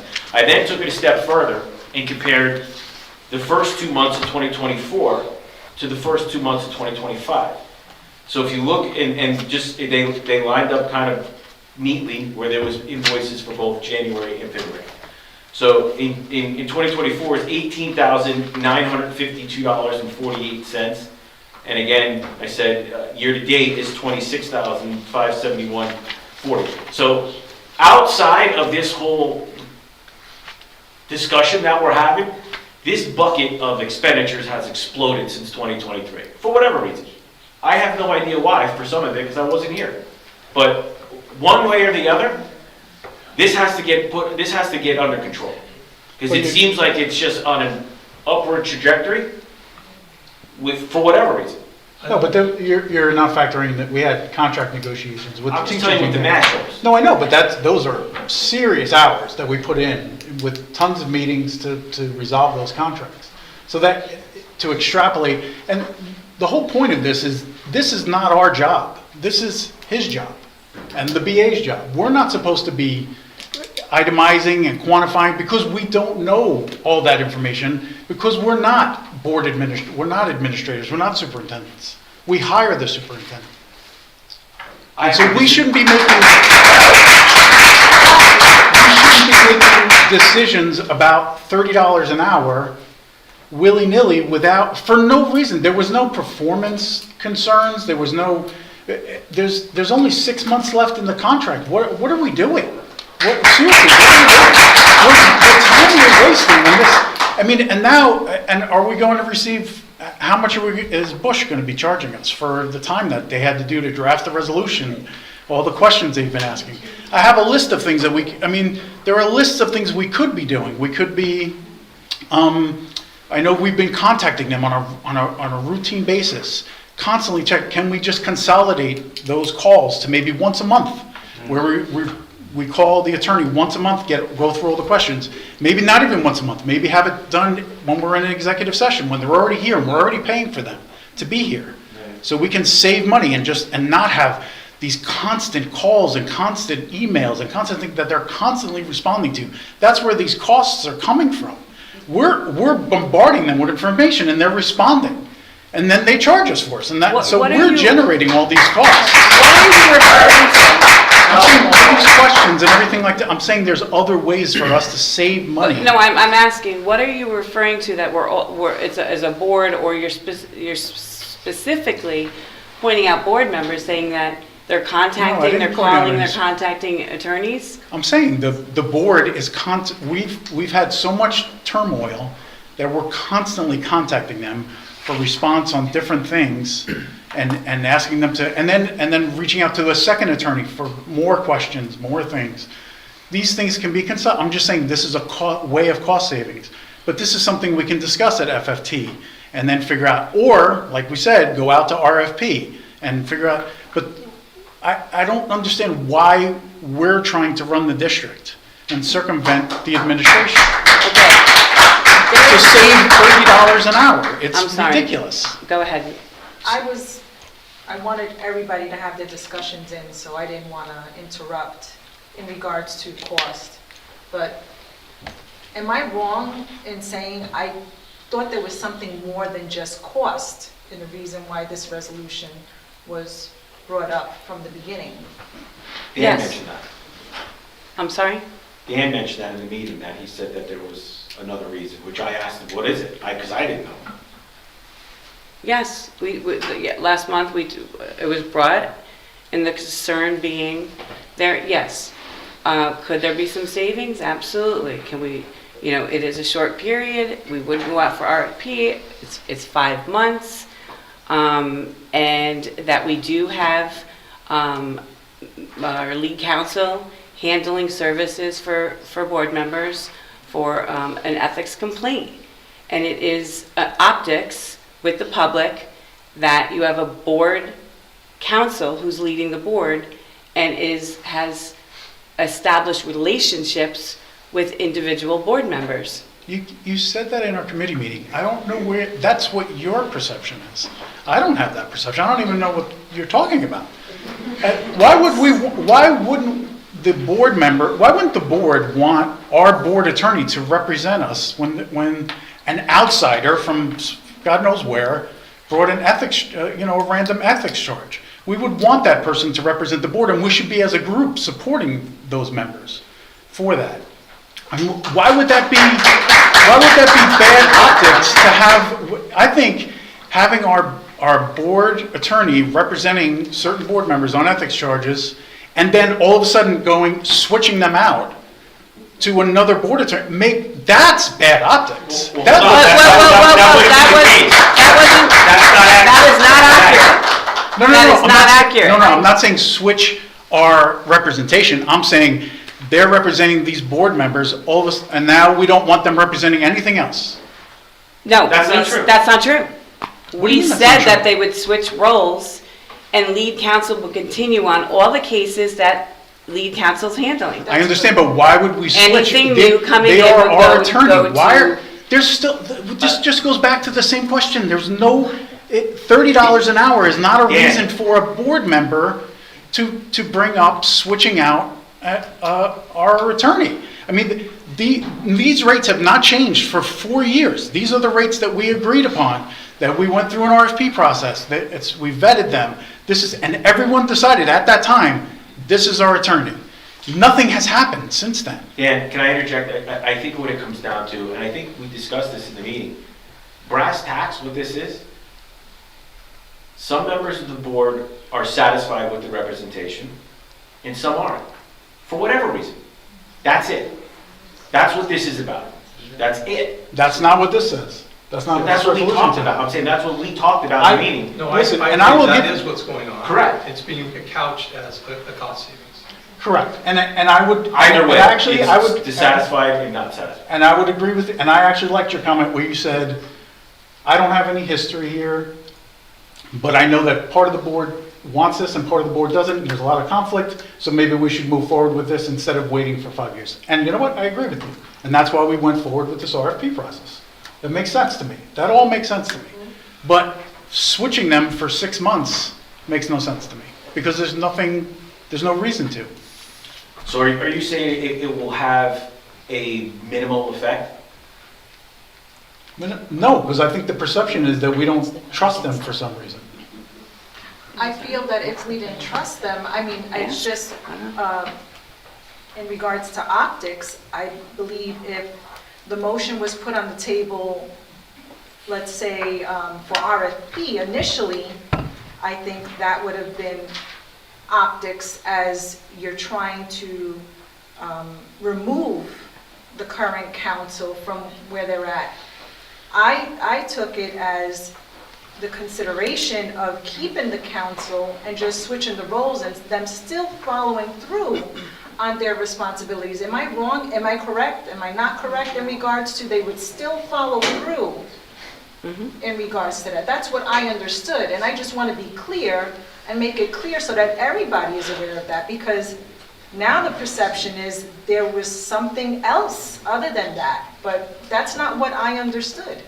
I understood that, you know, we, in switching the council, you still have that group, that law group representing and doing what they need to do for our fellow board members to pursue and the legal counsel. But why are we switching? So I have a question. So I if we're answer going that. out already for an RFP, right, what, and, you know, I don't know how many law firms are going to come in with whatever proposals, whatever. It could be 5, it could be 10, it could be 15, it could be 20. What is this argument about, what makes a difference at this point about you're defending an attorney based on, I'm kind of confused of the protection of an attorney if it doesn't matter, because we got to go out for RFP anyway. So if I'm not it's more defending- comfortable because of perception of an ethics violation that he's representing, and he should be representing the entire board, not just individual, because when, if I'm not mistaken, with an ethics violation, you're representing the individual, not the board. If he's a board attorney, he represents the board as a whole. Okay, so I'm kind of confused if the perception is, and the president feels that it is a conflict of interest, it is not a good appearance because he's supposed to be working for us. Who cares at this point? Just swap him and do the RFP. He can go out for the RFP too.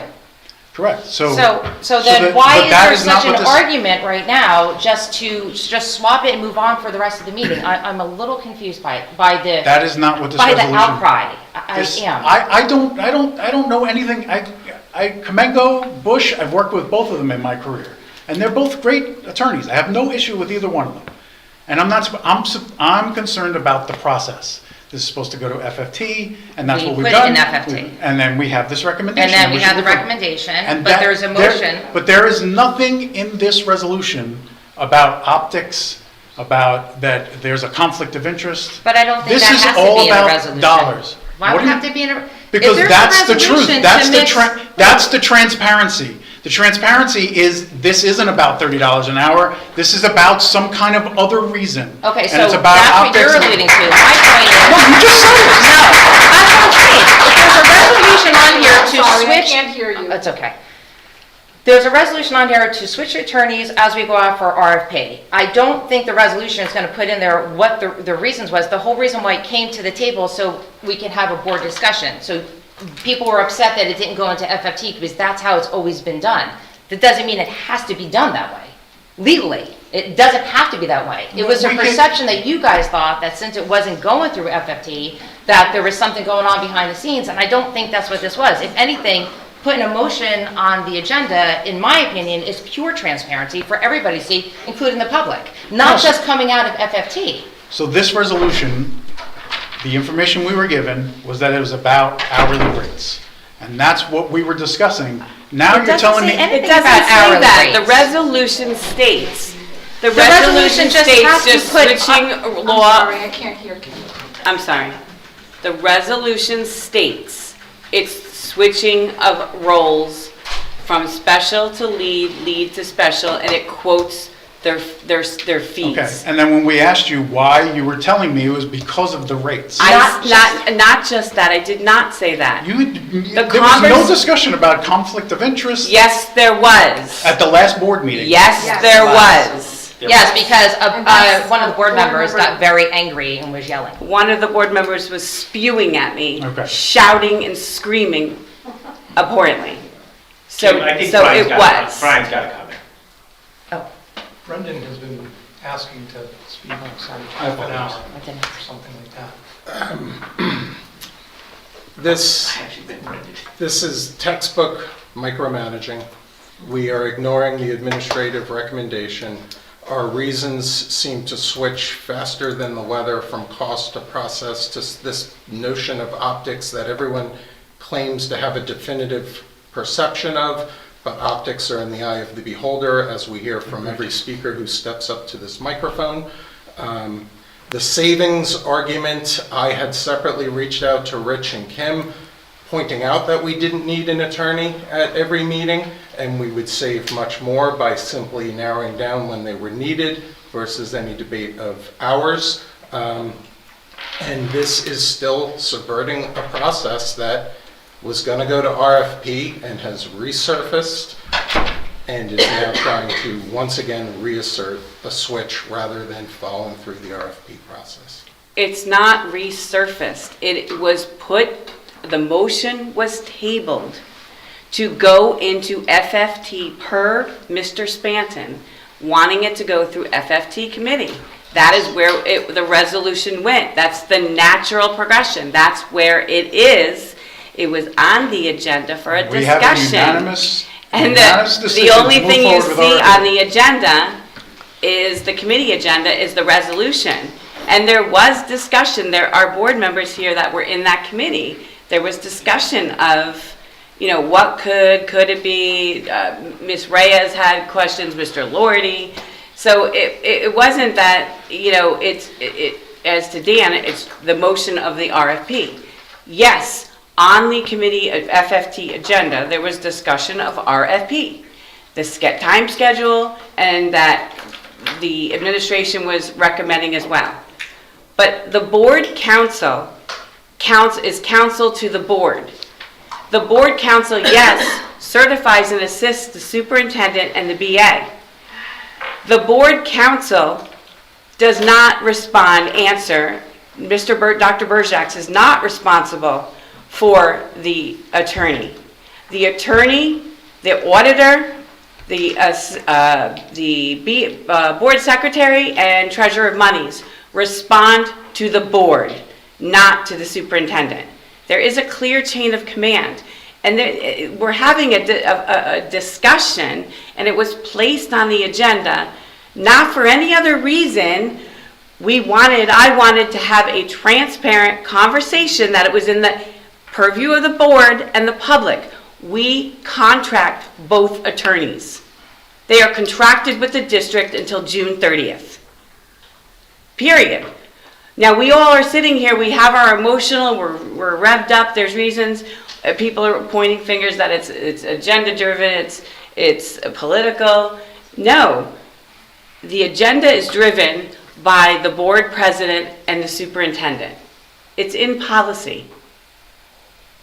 There was no other, I had no other, nothing other. There, you say ulterior motive situation. I've been doing this a long time. I care. I'm here. My constituents voted me here because I do care. And we need to get back to children. Yes. And we're spinning about this. The bottom line is, it's a discussion, and we agree to disagree. We're adults here. No more the screaming, the yelling, the having. It's a discussion. The motion's on the table. There was a second. We've had discussion. Is there any further discussion? I just got one point of clarity for those that weren't in that meeting, because this seems to come up a couple times. As a matter of process and procedure, I specifically asked that question, meaning it's the recommendation of the committee that we go to RFP, but I asked specifically, because this was tabled business, could this be brought back up and the board votes however they vote? Whether it's a yes or a no, who knows? I have no idea. And then go back to the RFP process, which was the recommendation of the superintendent, and the answer that I got to that was yes. So if there's any process clarification, I asked that question. I move to call the question. Can I make one more comment? I just want to make sure, to that point, Rich, just like you said, so that means we would switch to, if the motion passes, we would switch law firms, the contracts would have to be amended, we'd have to adopt them next month, at March. So then we would use a primary attorney from April, May, and June, and then we would still have an RFP process that potentially could have another attorney that would be in there for the next X amount of years. Like, that's where I'm at right now, just from an administrative perspective. It's that, you know, we would only have, we'd have lead counsel for 3 months and then do an RFP process. Correct. Okay. That was my understanding when I asked that question, just on a procedural basis. That was, I received yes, you can do that. I just want to make sure. Yes, we can. But the administration doesn't recommend. Correct. So, with the attorney, this is something the board does? Like, the board is the one that selects the attorney? Is it the board attorney? There's an ad hoc committee that's created to go through the process with inviting administration to participate. And there is an interview process. Yes, there's a timeline. It's in our, if you look in the drive. Yeah, no, I did see that, but I'm just trying to get some clarity because I hear a lot of board, superintendents, I'm not really sure. And isn't it that, you know, refreshing my memory, another board I've been on, that when the attorney is called, it's the board president that calls the attorney? Is that correct? Like, Meaning? not everyone, we can't pick up the phone and call the attorney, right? You're the one. No, it goes, there's a process, yes. Yes, right? Okay, so I'm not, that just want clarity on that, because I wasn't No, sure no, if you were it's- saying that people, Right. like, we could call Yes, the because attorney. any communication, any email, any phone call, anything that any other board member just decides to bypass, text message, we are charged a sixth every single time. Yeah. So there's No, a I fee. wasn't suggesting, because I've never even spoken to Yeah, Jacques it just Domingo. wasn't- It's always to the board president. So, and then those that are highly passionate for the current setup, I'm curious, I'm also curious why, you know, you have the roots, you know, why you like it as is, I guess. I just want to follow what the administration is recommending. Okay. Same thing, and it's been the process.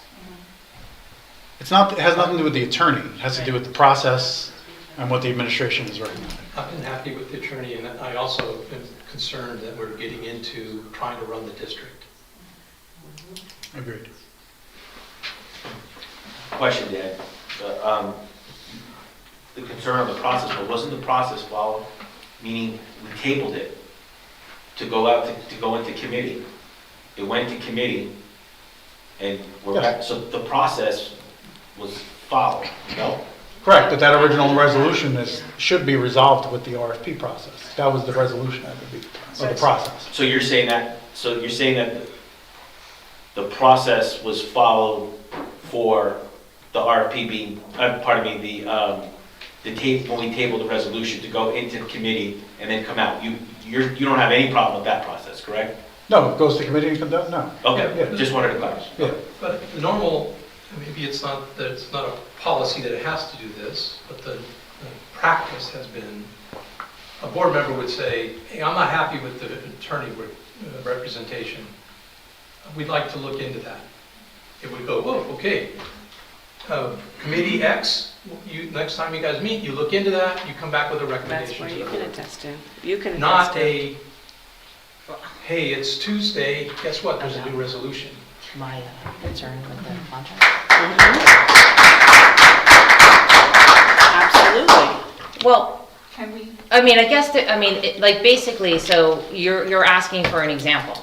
And the most recent example that when we were discussing the superintendent's contract, we had a board discussion. After that discussion, the next day, I had a lot of follow-up questions and some concerns. I reached out to then board president, sorry, I should be speaking to you, and it took and I sent an email with my concerns and my questions the next day. It took 3 days for that process for the board president to get back to me for whatever reason, but in that conversation, when we were addressing some of the questions that I had, the comment was said that, the attorney pretty much, this is before anything was even public, nobody was even aware of what was going on at the time. The ball's already rolling and we can't stop it. And my response was, well, that's not true because nobody knows, this isn't on the agenda, we have no concerns. Well, I was advised by the attorney X, Y, and Z. So right off the bat, well, that's concerning for me because I had a board member with significant questions about the process and the way this situation had happened. And I kind of got steamrolled and nothing was public. So I do have a concern with council's judgment on when you're trying to ask questions and get clarity and you're told, sit down. Pretty much I was told to sit down. And it put me in a very awkward position that I couldn't get my answers question in time to be able to vote or have more information to vote differently. And that was that was the attorney's recommendation. Wait, I'm not finished. Then we have the special meeting, we vote, everything's fine. There's a public complaint about a sunshine law issue. I guess it was going back and forth, I guess, in the administration and with the attorney. Don't know what really exactly happened. We come in for a regular meeting, and then at the last second, a hand carry comes out of executive session. It just, to me, seemed like it was predetermined, and it was a little shady. And for me, I'm just not I'm not comfortable in that. And then when you have a board attorney representing individuals and not just the board as a whole, to me, that's concerning. So yes, I do have concerns about the council that we may be getting. It's not just about the money. Yes, the money is huge. I agree. I understand that. But we're going out for an RFP process. Right now, we're not comfortable with some of the legal counsel that might be coming down the pike. If we just switch it out, they have the same opportunity as every other law firm to go out for an RFP. So that's my personal thing, which just recently happened. Put me in a very awkward position between both the president and the superintendent. And that was not my doing. You have every right to have a concern, right? Every board member can have a concern. Correct, but I just wanted to share my concern. Okay. It's not in my opinion, you don't have to justify it for, It seems like that's what's going on here, it's questioning. Well, it's great that you're explaining kind of why your I was motivation trying not to do was. that. I was trying to hold that back. But because that's a private thing. regardless, you have a right as a board member to have a concern about something, but typically that results in, it's raised, hey, I've got a concern about this, it gets discussed in committee, and then reported out, is discussed at the board level, and we take action. That's not how this happened. Well, at the time, the president didn't think that was sufficient enough to bring into a committee or have a discussion about it, even if it went to personnel. But you can bring it up at new business. I mean, you don't have to have a private conversation with the president. You can bring that concern up to the board, and I'm sure there'll be... Well, my goal was to do that. It just didn't get to that point because of legal counsel's recommendation. So I can understand, and the experience that you're sharing right now, you weren't able to share that experience that you had and what exactly took place because of legal advice. Correct. Is that what you're saying? And So out that of was- respect for people sitting at this table, I kept that quiet. So can I ask a question? Sure. Not just you, in general. Was there research done where if a board, does it typically happen that if an attorney is representing someone on a board for ethics charges, do they switch them out because of conflict of interest in other districts? I can tell you in my past experience with ethics violations, it's a best practice, and I've never seen this where the lead attorney is representing, and particularly it's not just one person. We have 8 board members. Can you give an example? Yes, I'm saying in best practice, and that the attorney themselves recused themselves and recommended to the client, therefore a board member, other services. That was in my local district. So, it's optics, and I feel... I know you keep saying optics, but it's your optics. It's not our optics. Okay. So that's a one But I'm person. saying it is, to me, in perception, it's a conflict of interest. It's your one person. I'm not speaking for the board, but I'm making my statement. It is a conflict of interest, in my Agreed. opinion. Okay. I think it's fair to say that everyone's going to have their own reason, right? I mean, I think every second we spend on this is taking our eye off the ball, personally. So, I mean, at this point, unless everyone has anything else to say, the motion's out there. There's an expression in Italian that I want to say, but I won't. But we got to move on. So, in my opinion. So, let's just either take this to a vote, move on, because I think the fact that this is such a hot button issue is in fact an issue in itself. In my mind. Even better. So, and I think it's just time to move on. So that's my suggestion. We have a motion and a second on the floor to the resolution. No, to untable it. And then you have to have another. And we need a motion and second to vote on that And resolution. Mr. Chapman had made a motion to call for the vote, but it wasn't seconded, so that dies. Okay.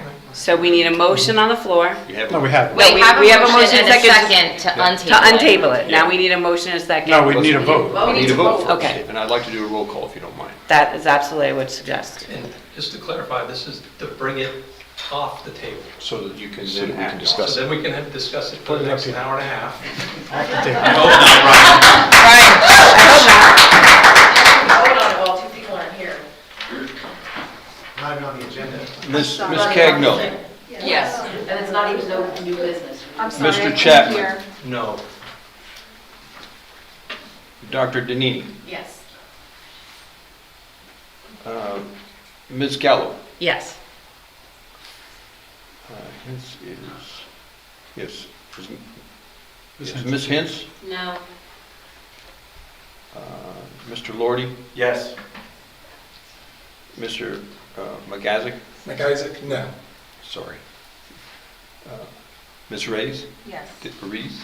No, Reyes. you got it. You got it, Thank okay. you. Is it? Reyes. And no worries. Okay, thank you. Mr. Spatton Nope. and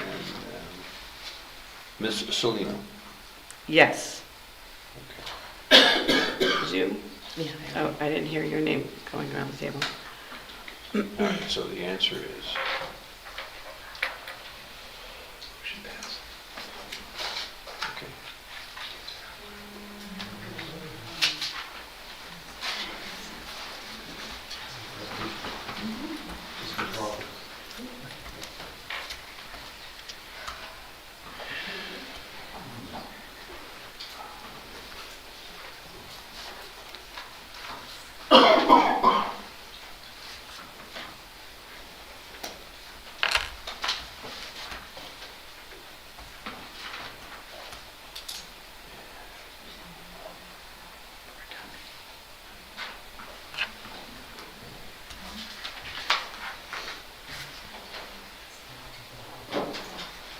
7.2, is that majority? That is. Okay. So what does that mean now? Now it's on there. So do we need another motion, or it's already on the table? No, you have, now that you brought it back to the table, just motion, because it got tabled. First, there was a motion at the last meeting, I'm presuming, and then there was a motion to table that motion, and now you made a motion, bring it off the table, or back to the table, and now you need a motion. Well, I said to bring back to the table. That was the motion, second to bring it off the floor back to the table. It's Now we need a procedural. motion and a second. I think It's under just normal procedural. circumstances, now the conversation would actually start. Right, we've already had it, kind of did it backwards. Yeah. So if there's a motion So on, I'll make the motion to adopt resolution 012825-4. And I need a second. Point of order, I think we've done this completely wrong. I'm sorry? I think we've done this completely wrong. I think when it was taken off the table, the motion was on the table from last meeting. The motion was to take it off the table, back into consideration. Okay. And then we then had a discussion, and we voted on the passage of the motion. No. no. No, we did not. We need a second for this. There's a motion. So there's a motion. Do we have a second? Second. Christine.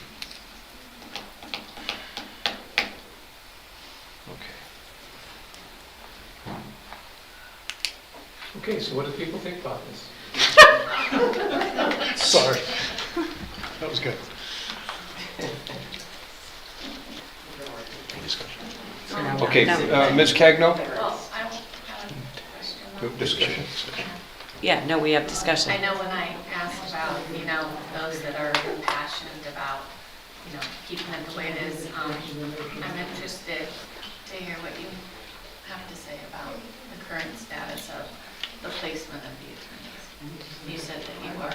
So I'm just a process person. The only reason my recommendation is what it is because I think we should be going through the process. I think swapping attorneys, that we have one attorney for 3 months now as our primary attorney, that will take 3 months worth of cases and then go out to RFP and maybe not have that attorney do it. I think it's going to cause the possibility of things falling through the cracks when it comes to legal terms. So I think doing an RFP, having a new attorney, whether it is our existing attorney or the one that we want to switch to, or a completely new attorney, I think that should be done through RFP and should be adopted for July 1. That way we have a demarcation point. We're allowed to phase up to that. We're allowed to understand what legal cases are really important to still maintain some legal counsel with and what needs to be handed off. It just allows us time to do those things. And that was why I made the recommendation, because I have no allegiance to either attorney. I like them both. I would like just to add to that, but I guess that's like an assumption that we don't know. You said things could fall through the cracks. I mean, that's kind of like an assumption then that Bush won't be able to handle it. So that's They the way can't I handle would it, just that interpret we'd have cases that would still be with Comegno, because it was only 3 months ago, right? And then we'd have cases with Bush. If Right. Bush didn't win the RFP, Right. or Comegno didn't win the RFP, then we'd Right. have a third counsel Right. that would now start taking cases from July 1st on. Right. So it just, So from July 1st, we would have. we could have potentially three three attorneys that we're working with, so it has Well, nothing that to way do we with one get to attorney. see differential between One firm or attorneys not. and which ones we prefer, which ones we don't. I'm just telling you what Yeah. my rationale is. Some of these cases. I can't hear you. I'm sorry. This is a board discussion. You are here as the public to view. I would ask that you keep your comments and quiet, please, so the board table can have a discussion. So yes, some of these cases are very lengthy. We have one that was just filed last week that our current counsel is working on. They continue to work on that, but if we got something else a month from now, then it'd be a different counsel working on that. So it's just, The attorneys You can are see not the difference. changing, meaning they're not changing what they're currently well, they working would. That's what the on, correct? motion is. The motion is to change so that. No, I'm saying, to clarify what you said, they're not going to change what they're currently working on. Correct. No. Okay. So they're going to work on what they have pretty much on their plate right now. So that will stay and remain for consistency purposes? Correct. Well, up until we get new cases. Right. And then And a something new- else is filed, then That would So move brass to- tacks, it's, who do you want to take the new cases until June 30th? Brass Until June tacks. 30th, correct. That's what it comes down to. And the idea that a new attorney would be taking up and may not have context or history of But that could situations happen of- anyway with RFP. Yeah, that could happen through RFP. We could go out for RFP, So we and shouldn't do it neither twice. one of these attorneys Could end up being. could end up being the attorney, and then the new That's my attorney, point. lead attorney comes in. So it could be one of them, it might not, but it does give the board a chance, an opportunity to see the other counsel who we contract and is, as Dr. Bergex has said, is satisfied with both attorneys to see Mr. Bush's services as well. Are we going to have him at the meetings? I think that's been a discussion with Dr. Bergex, had brought it to me, and if we're not having any action, there's anything that we need to update it through personnel or executive session, at this point, we've discussed not having the attorney present, only when needed. I'm interpreting what the administration said is that having gone through, been around to see a transition from attorneys, maybe last time it happened was because of an RFP, that it's not without costs of time, of effort, of communication. So we're just deciding to put a little burden on, if we switch, we put a burden now and possibly put a burden again in 5 months.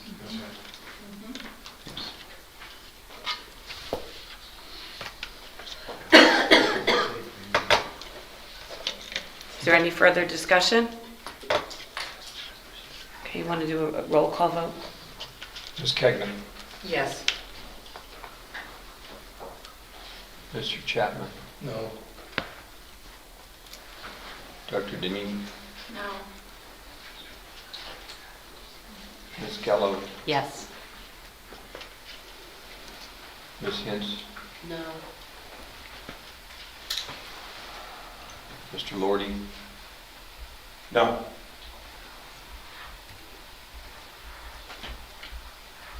Mr. McIsaac, No. Ms. Reyes, Yes. Mr. Spanton, No. and Ms. Salino. Yes.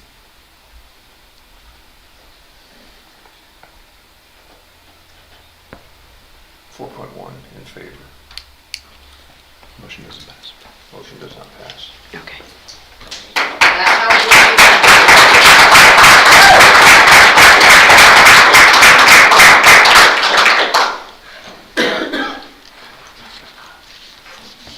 Okay, at this time, can I have is there any other discussion on FFT? Anything on the agenda? I just had one clarifying question, and this may have been answered at a prior meeting. Regarding the work needing to be done in and around this building, I couldn't remember if it was determined to be as a result of the Polytech project in any way. It's not, no. These are things, we've actually been putting them off until Polytech is done, because we don't want to redo walkways and things like that when a machine might roll over it, so. Okay. Thanks. Any other discussion on FFT? This process, this RFP process for legal services, is this just a board doc? This is something that doesn't have to be approved? It doesn't have to be approved now. Okay, so then we can discuss the process and that, I guess, at some point? We can, I mean, that pretty much lays it out, the document that was in there, and I was going to work with Doug. I know Katie had already started something, but we're going to have to work on it to get it complete, to get it out, and the RFP will go out, and we'll follow that timeline as closely as we can. Can we request to have that RFP placed on the website? It will, yes. For the public to see, so everyone can see that? Yeah, we usually post it on the website, and then we also, I believe there's a list of legal firms that it gets sent out to, so that everybody is aware of it as well. And then to tag off what Mr. Lordy said, we approved in 2020, it was November 2020, I think, 21, Okay. for our architect. Okay. They're over. So it was literally the same date. We voted on it, approved Yep. the architect and legal Yep. on February 16th, 21. So we really should be going out for Well, it's fine. the architect. The discussion we had at FFT, according to Katie, is the standard practice is 5 years. I believe Mr. Lordy brought up the fact that he thinks it should be less than 5 years, so maybe that's something we should But discuss. that's what Katie at was FFT. saying, she was looking at that, it was on the list. Yeah, my It's 5 recommendation years. is to do the architects next year. Number one, Doug is an interim with us, Yeah, right? yeah. You know, we want to make sure we get through this year. I think legal services is being done because it was a topic on the table. Architectural services we would do next year, and probably auditors, I forget what the auditor. Insurance broker. I think it was the insurance. Yeah, because we're also in the middle of the long-range facility plan. Exactly. They'll also be, the demographic study will be, And to run there might be two some R- response. To run two Yeah. RFPs that we decided to do today. Just to note, it was questioned Without a by doubt. an FFT to bring this, because next year would bring us to 6 years. So, No, be fine. Yeah, it'll be 5. I think they were appointed, they didn't start till 21 with them. was it So appointed? It says date, it says adopt. The adoption date. Yeah, just to clarify, I just thought that, you know, taking a look at all of the professional services, that we had an opportunity to get them on the same cycle. And I thought by doing it this way, or the way, you know, we were going out to legal, it gave the impression to me that it may be interpreted that they were being singled out. So that's why I wanted to add the professional service that was adopted the same day and the year prior.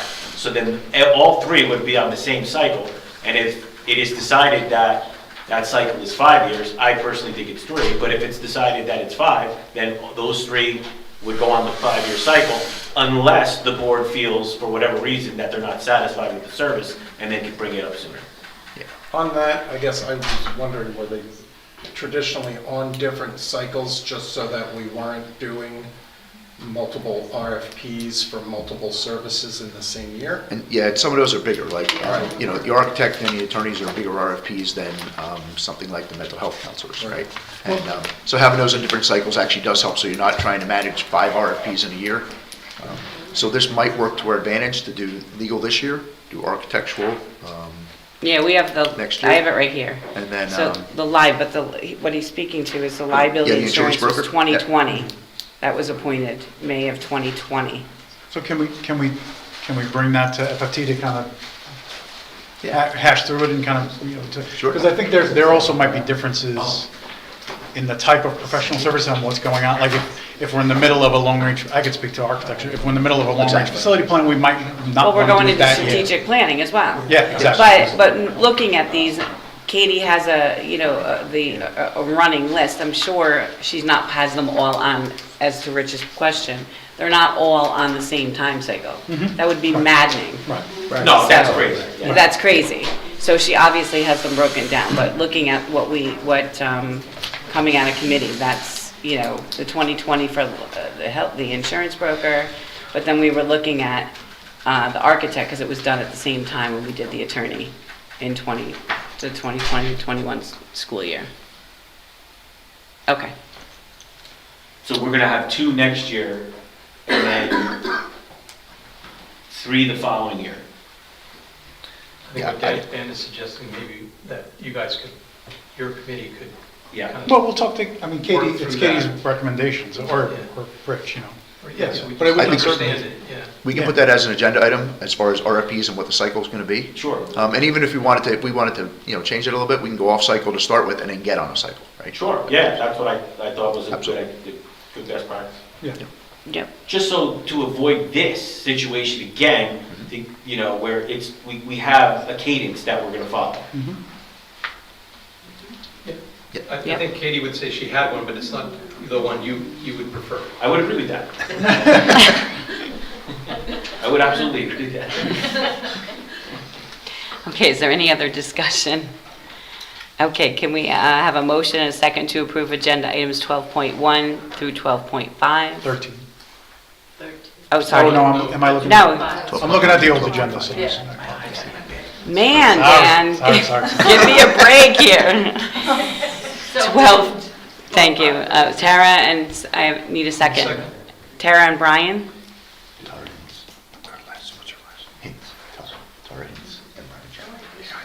gosh. Yeah, turn your signs. This help. Yeah, Oh, yeah, there you go. Does that help? That does help. Brian, all right, thank you. There'll be a quiz next month. All in favor? Aye. So there's not a roll call for this? Because I want to abstain from the bills list. Yeah, you don't need a roll call. You can just abstain from. Just abstain from it. Yeah, I'm going to abstain from the monthly bills list. Since You're talking about 12.5? Yeah. I have a question. Enough information. So, what's that? Did we vote? No. No, we're in the middle, so I'm holding. Do we have a Yeah, I have discussion, a So- question? And I brought this up last time, so just to clarify, we're voting on bills that were already paid, correct? Well, the checks actually go out tomorrow, so yes, but Or they're authorized by the BA? They're purchase orders that were already authorized for services that the services have been provided, and now we're paying for those services or products. Is that protocol? Is that how it works on the school side? Because that sounds crazy to me, to be honest with you. I mean, on the government side, like the CFO couldn't pay a bill until the committee or the council approved. So if there was ever, I get that services will be rendered, but at least it gives the board the opportunity. I think we have a fiduciary responsibility to look at these things, but if we have a question, there's really not much we can do at that point because it's already, and I don't love the language, meaning we're approving, like we're approving bills that were essentially already about to be paid, right? And we don't really have, if there's a question, like a process that can be held. Like, has that ever come up here? I fought through this concept when I first joined. So we're a lot, like, so it doesn't sound as, I'm not as crazy, right? Here's my,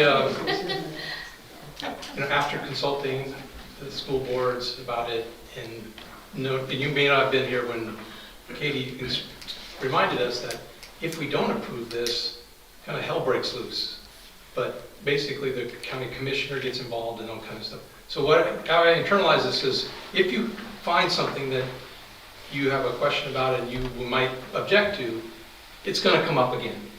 Sure. So bring it up, and you say, you know what, I don't think we should be paying to have the asphalt. Don't say legal.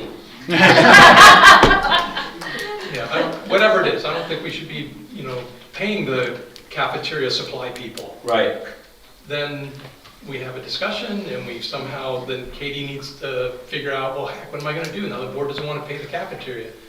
And I guess we just have to stop the whatever the outcome is. But it is after the fact, but it's going to come around again. So if you have a problem with it, you can voice it. So I guess my question would then be, give me some rope here, but like, and this is hypothetical, no accusations.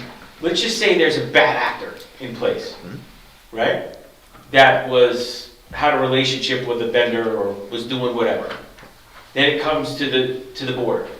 And it comes past time, 6 months, a year, we stumble upon all this stuff. Does it come back to the board in any way that we would have approved such invoices or bills that would have been deemed to be in bad faith? And like, does it get that bad actor off the hook that we approved them? Does that kind of make sense? If I'm understanding part of what you say, every year the board president basically gets interviewed by the auditor. And what they are looking for is, given the extent of your knowledge or to the best of your ability, do you believe these services and misconduct to have been done ethically? And it's not that they're expecting you to be some sort of detective auditing into it, but your general sense of it. I think the other part of it, and correct me if I'm wrong, in terms of a lot of the vendors, we annually approve hosts of vendors whose services they continue to render monthly or periodically. And I guess that would potentially become the process that That's if how there were a vendor you're with whom authorizing we were dissatisfied with the administration to administer to the public and to our kids, to keep the food service is quite a really good example, because if you don't pay that bill, then your kids don't eat. So we want to make sure we pay the bills. And you also, I believe, hopefully, you have a policy that allows the administration to let checks released earlier for, immediate needs. Yes, we have. That makes sense to me. Yeah. Immediate needs. So just for reference, there are districts in New Jersey that do approve their bills before they're paid. And I believe there's a local district now doing that. and I don't know if Doug could speak to that. I don't know, personally anyone, but there are researching and looking that they do that. There are some that will do Yep, that, yeah. yep. I can't, I've just heard that throughout my career of, there are boards that look at every bill before. But that's what you're doing now. Those checks haven't gone out the door yet. Right. My experience is it comes to the bills list comes, we can question that, and it's paid. I've never, in my 16 years experience, that's how it's paid. But I'm just saying there are boards that do things differently. Doug, would that be considered the exception, that boards are doing it that way? Yeah, I think it's rare, but just because of efficiency of keeping things moving, you don't want to, because at some point, vendors might say, we don't want to do business because it takes 90 days to get paid. That's another risk that you have by, adding additional oversight in the process of paying bills. Does that make sense? Okay, so if there's a question on a specific bill, are you saying that the BA would have to hold it? If there was disagreement from the board, or not? Yeah, correct. Okay. And normally what the bill list is like, if you have questions before the board meeting, is to call, and say, what is this about, so we can give you some background as to why we're making this payment. Yeah, Katie's very open to, if you have a question about something, you can call her. So call the BA in advance? Yeah. Okay. Any makes questions sense. you have? Okay. Well, call Doug right now. Noted. Katie's busy. Okay, noted for next time, but I will say I have a question on this one, if I can. I saw on here, and I don't know how much you can get into it, because it seems, I have no idea, but there's a payment on here for $45,000 that says a settlement payment. What is that? Executive session. Yeah, we can talk about that in It's executive got a session. name on it, I don't know who this person is, Can't discuss that. Yeah. but I don't know. What number is it? It's, my eyes are going, but it's 038747, it looks like. I just don't know what settlement payment means. When we're in executive session and the attorney will review cases, usually all of that would have been discussed.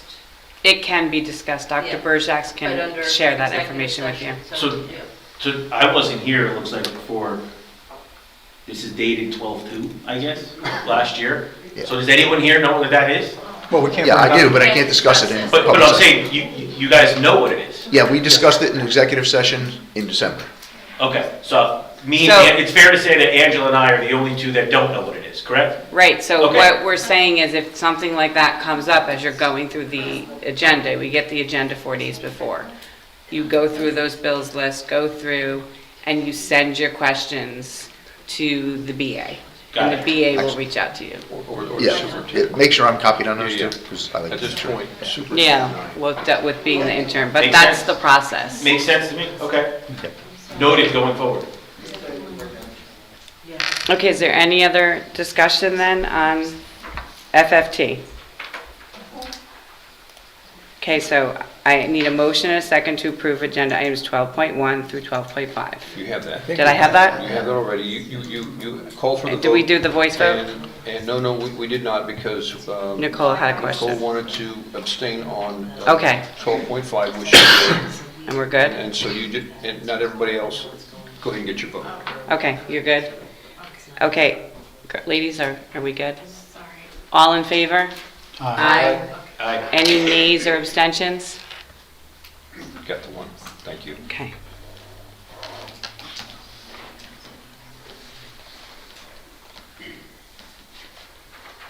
Okay, moving on to Community Relations, Student Affairs Committee report. Tara? We just looking at the clock and like, wow, we haven't done that one yet. The committee met on February 20th virtually, and everybody was present, including Dr. Burgess and Juliana. We had a couple agenda items. Dr. Burgess addressed a few of them, but one of the agenda items that came up was the student risk assessment survey. And Dr. Burgess presented the survey to the committee to explain that these come to us, this one was coming to us from Hunterdon Prevention Resources, and that there is a an effort that has to be done by the district, and we've looked at, you know, to issue the survey and the cost that would take to issue it versus what we're getting back from it. And it was discussed that some of the main concerns was consent and active consent. So this was the type of survey that we would have to spend extra on administering. And we've noted that there were already existing methods to monitor students, including our counselors who address behavioral issues. The survey was linked to funding for nonprofits, but it wouldn't be a benefit back to the school. So we waived the survey and what it was asking and the cost of us to administer it and what we would get back. So at this point, Dr. Burgess and the committee, we decided that we would opt out of it. We could opt in and opt out, and it was brought to our attention that some of the other districts in the county were opting out too, the high school districts. So he let the surveyors, the Hunterdon Behavioral Health, know that we were opting out of this. So that was what that point was that came to our committee. The other big area that we discussed is our district strategic planning. So right now, the surveys had just gone out, and there was, what now, 237 and 71 responses. The dates are the 25th for North Hunterdon, March 27th for Voorhees. There was a discussion that we'll try and either do coffee and tea, pizzas to get the community to come out, and we're really hoping for a robust turnout, both with all of our stakeholders, with students, parents, other community members, and that we can develop a really strong strategic plan. So there's a lot of excitement there, and there'll be continued push. One of the areas that came up is that if we could put the information out on the websites to garner more community input. And that discussion led into another agenda item that was brought up that had come up in personnel, and then we moved it over to community relations, is looking at our website and using it as a tool, data gathering and providing information for all of our parents and students and community members of what's going on in the district. So it's come up in the past, but there was a cost on trying to revamp it, kind of a high cost, but we're looking at the platform that's being used right now is WordPress, right? It was basically the framework. So sometimes things aren't able to be updated timely, they get cumbersome. So the thought is that we'll move forward in the, and then it'll probably go to, if we have to have a cost incurred FFT to discuss putting monies towards updating our website. So there's possibilities that the revamp could happen now with our existing infrastructure over the summer, so that come at the new year, it'll be functional, easy to access, user-friendly, and then all of the work that we've done through strategic plan could kind of be into the portal, the web base between North and Voorhees. We are going to ask the technology director to look at pricing for revamping, and if we get that back, then we'll have to look and see if we can come up with the monies to put into the website, which I think would be prudent considering it's been how many years, and it's a huge tool. It's the face, it's the interface between students and parents in our community. So we're going to do something, it's just a matter of what. yeah, exactly, and what the cost would be. So, Yes. so anyway, so that was what we discussed. There are 2 items that we have to vote on. The Mythology Club has gone through all of the protocol. It's a non-paid club. There's been more than 10 students and an advisor, so we'd be voting on that at Voorhees High School. And then our standard, the overnight field trips, and this field trip is for 2026. They need a lot of planning, so it's a Florida trip. So we would need to approve that tonight, so they can go to Florida and participate. Any questions from anybody? I have a question. Sure. So a few years ago, we looked at, I remember, you're probably pushing, right? I think 4 years, Tara? Yeah, about 4 years. And we talked about different sites, and we looked at all the high schools locally that were similar to ours, and is that possible to look at that? Is that something we already have a gauge We are, list yeah, of? that's part of what we're doing, is looking at what other people I know they use use around here, Final Site, what they're happy but- with. And we're actually switching to Final Site for mass communication, so that's one Okay. of the sites, one of the areas that we're gonna look at, maybe consolidating everything under one umbrella. To see what So what else is out there? But we're gonna look at other products. Okay. Yeah. And then I had a question about the student focus groups. So the student focus groups are going to be organized within the schools to kind of talk about the strategic planning? Are they going to get the same kind of questions? What are those meant to do? I don't have the questions yet from Foreign Consulting, but my understanding is that there are a separate set of questions that are based towards students and what their experience is in the school and what they'd like to see, again, around those 5 pillars of CUSAC. So it's still structured in the same format. Right. It's just their questions are going to be a little different because they're students. So, and our idea is to try to find a, between the building principals, make sure that we have a representative sample of all the students. So obviously some of our student leaders, but not just all the student leaders, right? We want to hear from. Well, that's what I'm saying. Like, I don't want it just to be the ones who want to kind of always like to be in. You I have kind of some want to thoughts get on the ones how that to- are kind of quiet and don't really like stand in at the podium. I have some thoughts on how I'm or- going to get recommendations, and I think we'll get a pretty good That representation. way you get a better representation of all the kids. Yeah, Will we as a board be able to see the questions to the students? Since we've seen the questions that are going out to the general community as well. For the focus group, Yeah. that would delay the process. I'd have to bring it up to the next board meeting, and I wouldn't be able to have the focus groups until after then, but we can do that. No, we don't have to. Well, why we can't don't you have share to. them in the board drive? Could you Yeah, share I mean, them I on the could do board something. drive? We don't have to vote on them. No, just to see them. Oh, just sharing them? Yeah, Just yeah, to vote absolutely. on them, yeah. Because there's board We can do members that. that don't have Okay. children, Yes, absolutely. students in the district either. Yeah. Without doubt, yep. And then the results of the strategic planning, the timeline is hopefully by May, we'll have results. Yes. So Tara, this is not a question about the platform for the new or the upgraded website, but was there a discussion of, we have a pool of a lot of very tech-using savvy people. I was going to say that too. Are they, could you actually have it like a group of students design it? Or is it really meant for the parents and so you need it to be more, Arial 15 font? Or I think it's user-friendly. We were looking for back when we years back, we were looking at it seeing what everybody was using and talking about being user-friendly. And that there was, as parents coming, how to find this, where to find this, even as new board members. I know I've gotten Miss Deanie's called, Mr. Lordy, where do I find this? Where's this? Where's that? And you so just. maybe it's not for the students, so maybe it's. I think I think it is. There's students, there's parents. There's a lot of people that go on our website. Yeah. People who are moving in the district, that's the first thing they go to is our website. Absolutely. What's the school about? What's the demographics? There's a lot of people People that. are looking at a job, they're looking at the Yeah. website. And then one of the things that didn't come up in our discussion per se but it had come up 4 years ago, is the thought that some of the tech students, there might be an opportunity of working going forward on keeping the update and interfacing, but that would be, if it's a class or if it's a club, could, take on those kind of projects with an advisor to, work on updating. There might be, if they're interested in web development, there could be a web development club that. Yeah. Does the VOTEC school have that as a I was going to just ask that. track? Yes. They might have it at Central Campus.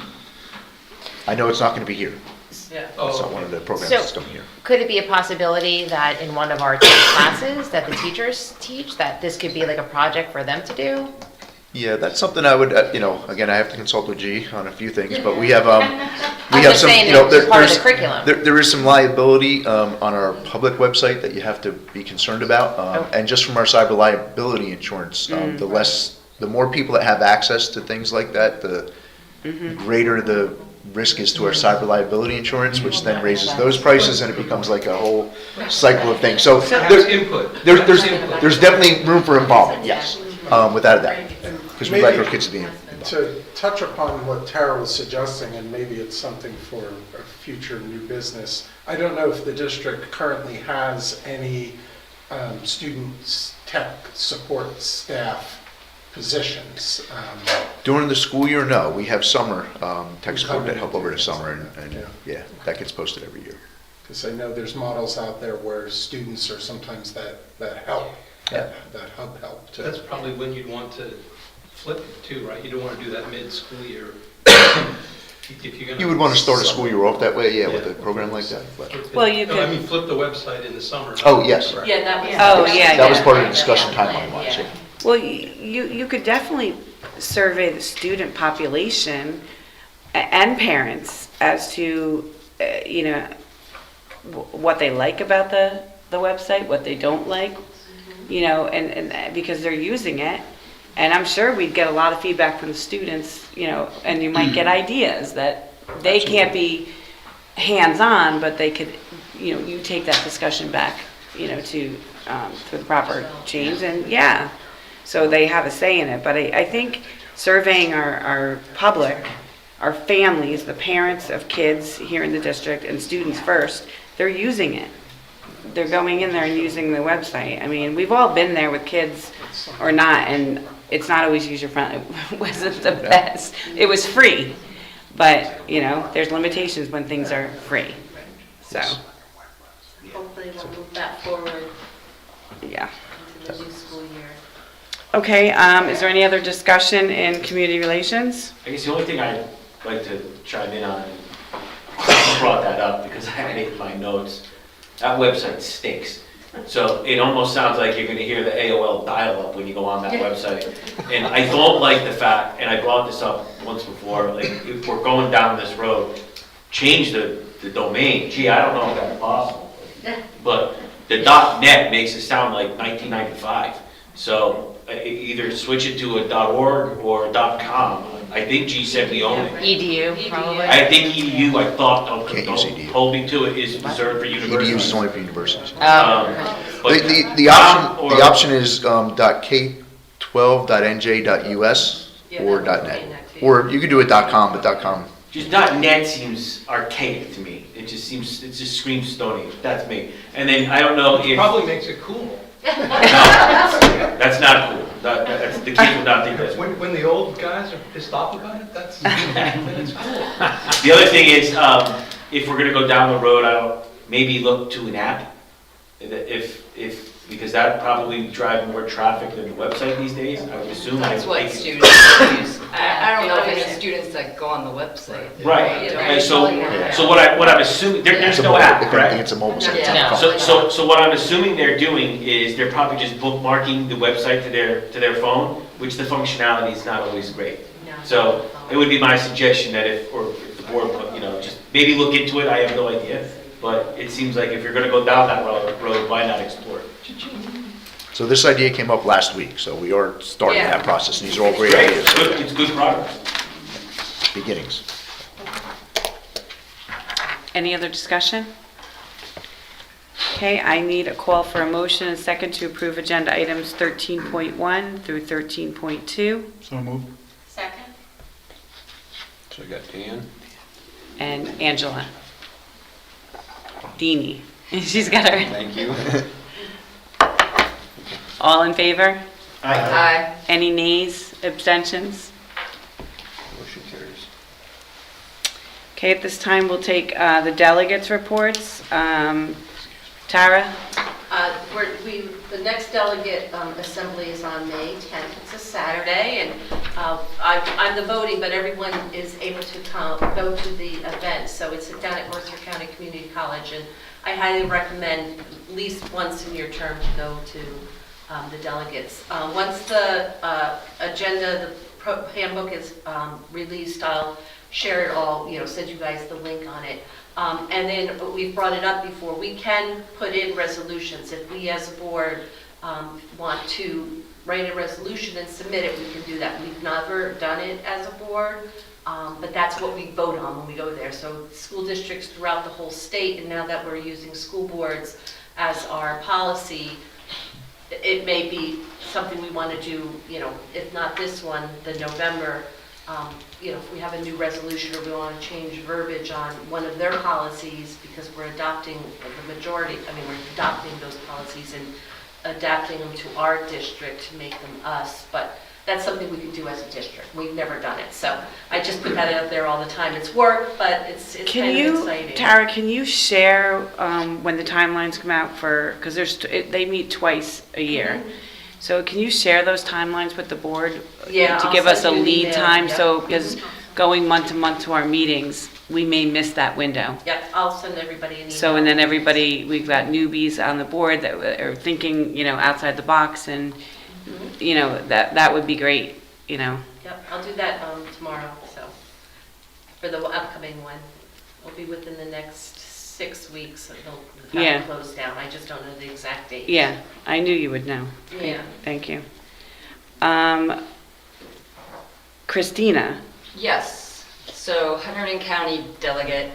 I volunteered to do this on January 28th at our last meeting, and the first meeting was in 2 days, so I had a conflict. But it was virtual on January 30th. The topic was preparing a school district budget. I was able to find out if there was a way I could view the footage, and they didn't record that one, but the day prior, there was an Ocean County presentation with the same speaker. So I listened to that. It was Charlie Mueller, who's the BA in residence for NJSBA, and also the BA for Point Pleasant School District. And it was more of a question and answer between the two. A lot of the information was what we're doing in FFT, getting ready for the budget.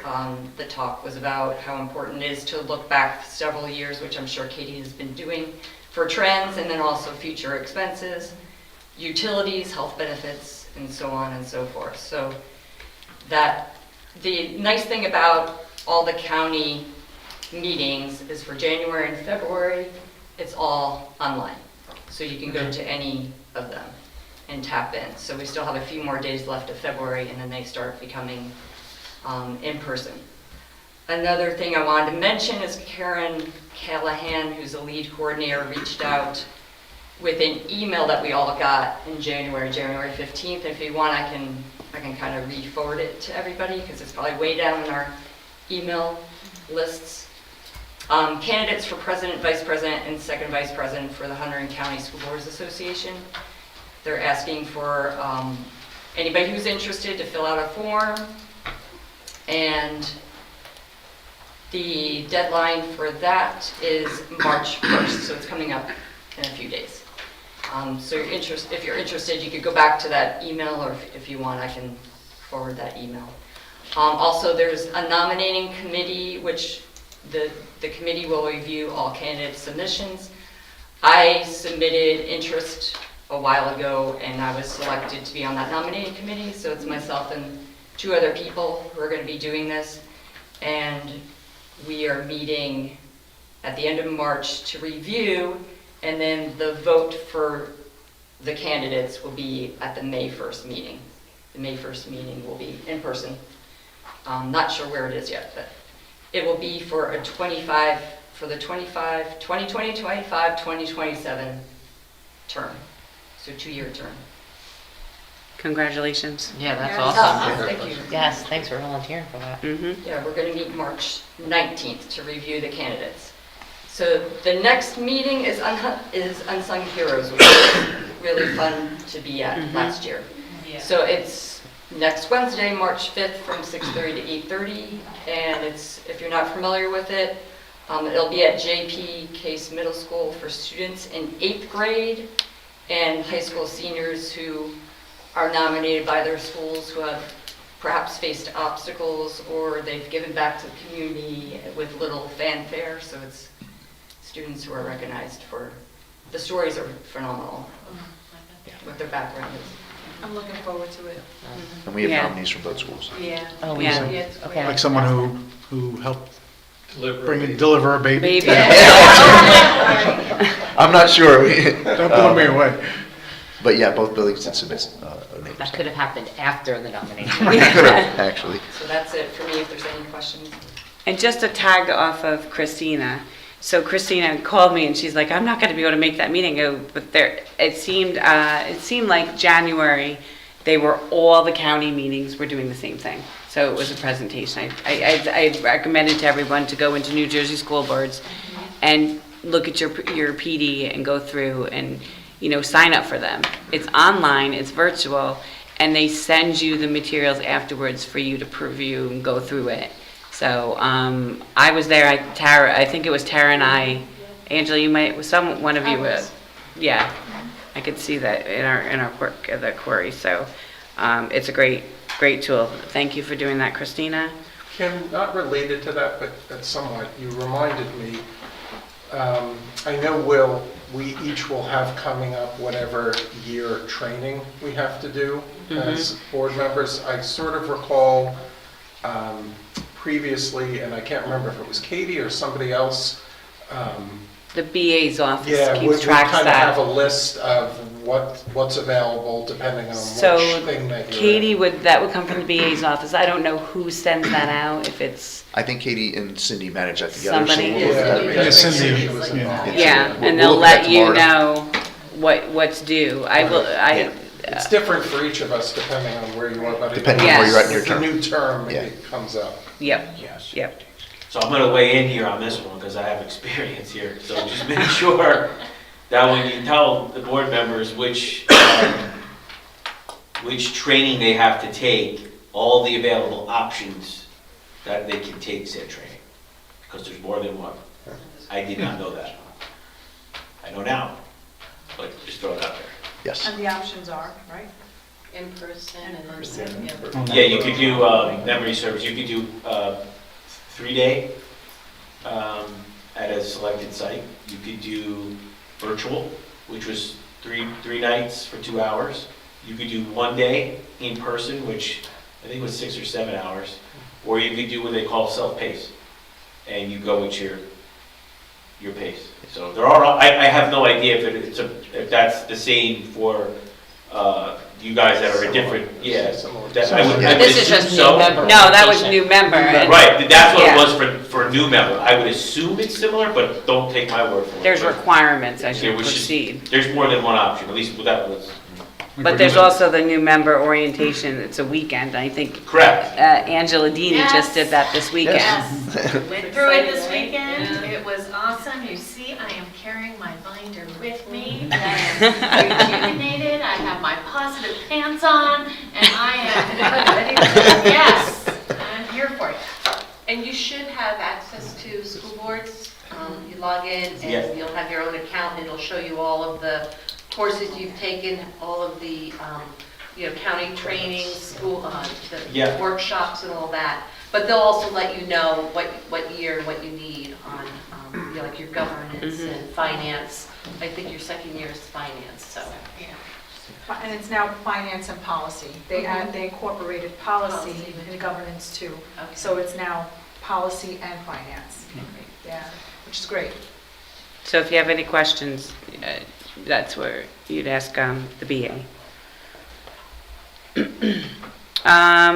Moving on to personnel. That's Christina? me. Personnel Committee met February 19th at 6:30, and it was virtual, and everybody was in attendance. Now, we discussed all the agenda items. In addition, we discussed non-confidential items that we want to plan on. So I do have a report out on that. That's something that's different, that our committee would like to have an agenda. And we didn't have the agenda together, but we have the minutes right now. So from this point forward, we will have an agenda if there's any additional discussion items and the minutes, which I'm reporting on right now. So agenda item number 1, there were job descriptions that we wanted to take a look at, the superintendent of schools and the assistant superintendent. And we decided it was a brief survey, and we really wanted to take time to do a proper review, since this is part of our bylaws to review job descriptions that could perhaps be outdated. So we are next month going to make a more comprehensive review of the superintendent job description and compare it to NJSBA's template of job descriptions. And then from that point forward, we're going to try to review 2 job descriptions per month, starting with administrative roles and then moving into the instructional positions. So that's our plan throughout the year. And then agenda item number 2 was the organizational chart. We discussed that the organizational chart needed to be updated. There's some positions that we just recently hired that were missing, so that was added and we voted on that today, right? And then thirdly, we have paraprofessional positions where we currently require the substitute certificate, which requires 60 college credits. And we discussed the option of hiring individuals for these paraprofessional positions who either hold a paraprofessional certificate issued by the state, or if they are eligible for a substitute certificate. So that would reduce their cost and increase our potential intake of those particular professionals. Once we have the paraprofessional certificate as an option, our hope is that this will broaden our pool of employees. So we want to take steps to allow that to happen, to have a certificate to employ our ESPs. And research and change of policy is what our action item is, contract language. All right, so then the last piece was about the website we talked about as well, which we just discussed, got referred over to community relations. Great. So any questions or comments with that? Just a suggestion, just for the superintendent, I guess, because there's a policy, in the NJSBA, there's a new policy, 2131, specifically about the superintendent. We probably want to make sure they're not contradicting each other at a minimum. So when I recently reviewed that, my first reaction was, holy crap, you got a big job. After that, I thought, Me too. just reminded me that if you're going to, I'm sure those job descriptions are pretty, I mean, the job description is pretty closely aligned with that, but you wouldn't want something that contradicts. Absolutely. I'll take a look. Okay, any other discussion for Christine? Any questions for Christina? Okay. There's also one on the BA, if you eventually get one of your future months to that level, there's one on the BA as well. Okay, I need a call for a motion and second to adopt Resolution 022-252 for executive session to discuss matters falling under Category 8 as reflected in the attached resolution. The board expects to be in executive session for approximately 1 hour, and upon return, public session, action will be taken. So moved. I second. God, I hope it's not that. I know. Who's the second? Reyes. Well, it's a blanket. All in favor? Aye. Any nays or abstentions? I'm just going to let my district administrator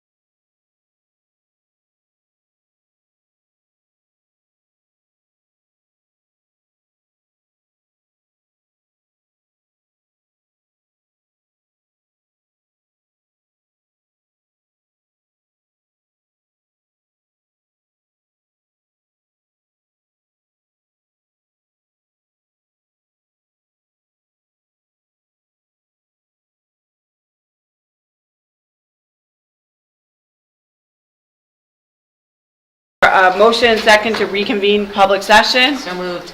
Second. All in favor? Aye. Any nays or abstentions? Okay, at this time, I need a call for a motion and second to approve agenda items 18.1. Motion second. Motion. Second. And a roll call vote on that. We are tabling, do I need to make a motion to table that? Do second. A second. Just want to clarify with Doug. Yeah, roll call, yeah. Do we need to make a motion, though, to table 18.2? No. Okay. Because you didn't move it. Okay. You only moved 18.1. Perfect. Roll call vote? Ms. Cagnell, Yes. Mr. Chapman, Yes. Dr. Denini. Dini, Dini, sorry. Ms. Gallup, Yeah. Ms. Heinz, Yes. Mr. Lordy, Yes. Mr. McIsaac, Yes. Ms. Reyes, Yes. Mr. Spenton, Yes. and Ms. Salino. Yes. The motion carried. Okay, moving forward, any old and new business? New business. I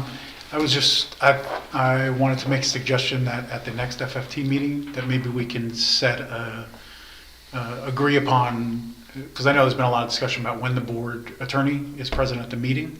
And I know there's a lot of costs involved in it.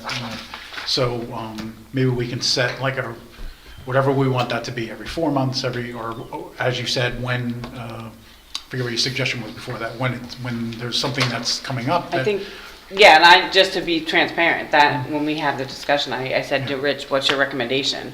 Do we have anything on the table that needs to be discussed, or is there anything that can be held? And Rich had spoken to Camegno Law, and it's something that can be updated in March. And I'm assuming that anything that, like, if we have a question or a situation or a motion situation that we had and we're a little confused, I mean, we can take that to the attorney, and it's a much cheaper conversation call than it is for him to sit here for 4 hours and go through with what we just went through. Right? I'm assuming, right, if there's a question? We can. There's certain things that if we had a question, without a doubt, we can just get a legal opinion on that question. There's other things, that the attorney, we would want them to brief the full board on and be able to have the board ask questions of the attorney based on that process. Would that be in public or in executive session? That would be an executive session. That's what I meant, okay. So then they would just show up for the executive session then? We don't need to pay for the 3 hours that we're sitting here deliberating about a motion? It depends if we know when we're going to go into executive session, because we don't know when we're going in typically. But I agree, But as again, needed. yeah, You know, it's as needed. I mean, that's why you can't really make a schedule of it then. It would just be like, hey, we have a couple of things, like it's Well, that's what I'm saying. litigation or something going And that- on. my I see what suggestion you're is saying, to have it just discussed talk it about out it, and FFT, kinda- to have it, absolutely, but I said to Oh, Rich. I see, to see if you need the attorney for that specific meeting. No? No, so when Rich and I discussed, we calls me in and we were talking about agenda items, and I said to him, what is your recommendation on, having the attorney? What is, and we discussed it. There's really, unless we have something on the table that needs to be addressed, we don't have to spend those costs. And many of the attorneys agree, they don't have to be here. They don't want to be here. I'm not arguing that. I'm saying, I just think because none of us know when they're coming or not coming, I think we should just have the discussion about what that process should be, whether it's, we agree that, okay, whenever Rich contacts you and says, I think this is that's what should-" we're saying, Dr. But that's the Burjack's. conversation you had. I'm saying none of us have been part of that discussion. I mean, that's something if you wanted to send out, we wanted me to send out to the board after you discuss it with me, and We're going to talk about it and then we're going to figure out, but I think what Dan is asking, if he just wants it to be referred to FFT, so we can discuss it in FFT, but me and you also can have a discussion on it. that's fine. Yeah, just for clarity, That's fine. Can I ask why it would be FFT? Yeah. Oh, I don't know. I don't know what. I mean, typically contracts are discussed there under the finance. Okay. Right, but this is a question of, sorry if I'm misunderstood, but I think this is a question of when do we have the board attorney attend our board meetings? And to me, of course it can't get any cheaper than not paying them to be here. Right. But what are we giving up? Like, what risk? Right. Is there maybe zero risk, or is there some risk that happens when you don't have an attorney? But I don't care what committee falls under, but finance and facilities, maybe it's a policy thing, or? It could also be perception. I know we've had our discussion about it. It could also fall into personnel. Because even though they're not an employee of Dr. Berjak's, they are employed by the board.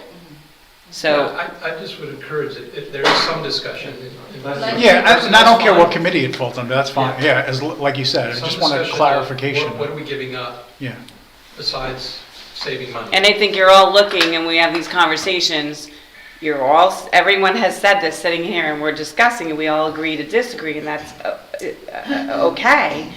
But that was a recommendation from Dr. Berjak's. That was not my recommendation, nor we talked about, having officers, we've had talked about the contracts, that's something that I said, I kicked it back to Rich when he asked me, and I said, well, what's your recommendation? Mhm. So I think it comes, the council's here is hired by the board. Right. So that is something, again, I'm being transparent and sharing it, but I asked Dr. Berjak's, and there was no need for it. Last month was, No, I'm not questioning any of that. I'm just saying I'd like to set a standard practice going forward. well, I think that would be between, when we discuss that and say, hey, is there, as I said to Rich, I said, is there anything on urgency that has to be discussed tonight in executive session? And he spoke of Comegno, and there was not. It could hold till March. So I would imagine if you're looking for a number, I don't think you can always give that a fixed timeline when the attorney's I'm not asking for gonna now, I'm come. asking for this discussion to say, and maybe the resolution is whenever Rich recommends it, and then that's fine, moving So forward. to But Brian's as point, I'd just let's- like a committee to look at that. Well, Rich and I talk about it, and then Rich can make a Figure out what recommendation committee it falls in. and Okay. find a committee to put that in. Fine, that's all I'm asking. I have something. Oh, I guess it's new business, I guess, yeah. So, a couple of things. One, I want to just hit upon some of the public comments that were spoken at the podium, to me, signified that there could be a potential information that's leaking from the board to the public. Because there's certain things that they had said about the processes, and there was two things, oh gosh, I gotta go back and read, but I just want to bring up the confidentiality that we're sitting at the board, we are having conversations, and I just feel that some of the public comments from last week and from this week signify to me that there could be a potential information being leaked out to the public, and I just want to kind of reiterate our confidentiality and our oaths when we took this position. So that's one. I don't know if anybody has any discussion or want to talk about that. I totally agree. I mean, it was very hard to sit here quietly, and I don't want to make faces. I don't want to make anybody uncomfortable up there. Half of them are about me anyway, so I just don't, it's not easy to stand there, okay? But the things that I was hearing, I was like, there is no way that that person would know a public comment unless something was being said. Now, I just want to lay that on the table because, I don't say it's intentional. Maybe it is, I don't know, but I'm concerned. I'm really concerned. When is the agenda made public? Very Friday. concerned. The Friday before. Yeah, but there were certain comments besides on the agenda that like the processes and this and that, and one of the public comments stating that, we didn't take the superintendent's recommendation, and there was a couple of very, very specific things, and I'm gonna go back to watch all of them so I can bring that back to the board. That I can say that was definitely not something that was discussed in the last public session. So I just wanted to remind everybody of that. Because that could be a potential problem, especially when it comes to something with personnel or something with your contract or something. I mean, those are private information. I shared my concern about what had happened with me with Rich's contract because that was very hard for me. It was a hard thing for me. And that's why I wanted to share that, but I kept that quiet specifically because I just didn't want to murky water, you know, but I felt that that was a necessary time to bring that up publicly because that's what happened to me. So, and now the board is aware of that. A lot of people were accusing me of certain things, and that's not true. But I tried to do the right chain of command, and it did not work properly. So that was just my 2 cents. And then I have one more. Anybody else? I mean, I know there's always... Well, we're still on new business. Okay, so this is also new business. Again, about confidentiality. We are meeting on Zoom in committee meetings.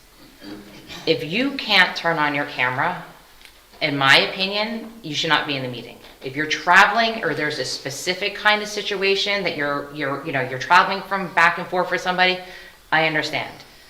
I feel as a representative and being elected that my face is on that screen.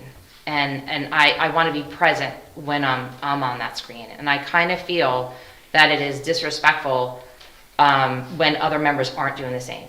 And I don't know if anybody shares that same thing, but... Well, I just want to point out, I had to turn my camera off because I had bad internet the other day. Mine kept freezing, so you guys were all there in my one committee, and that's the only reason I had to turn it off. It wasn't signaling you out. No, but I'm just saying, I'm always on, but my connectivity for 2 days, and then I just got a thing. It happened in your other meeting too. You know what, Tara? Yeah, and it To your froze up. point, you did bring that up. But you and did say expressed technical that. difficulties. You did say that, so Yeah. we understood. No, I'm saying, but Oh, no. I don't know if I've ever been in any meeting where people, Oh, pop I off. have, Oh. since I started, since I've been on the board, from day one. I tried very hard to sit quietly. Frequent. I mean, the only thing that Frequent. bothers me Yeah, is my no, my dog bandwidth from was time to horrible. time, but I try to give Okay, those wait a minute, times. well, you have anything else to say? Yeah, I'm just saying, I just try to give the respect and honor to one, the committee chair, to the superintendent, to the board president, that like I'm present and like my screen is on. If I have to run to the ladies' room, obviously screen goes off.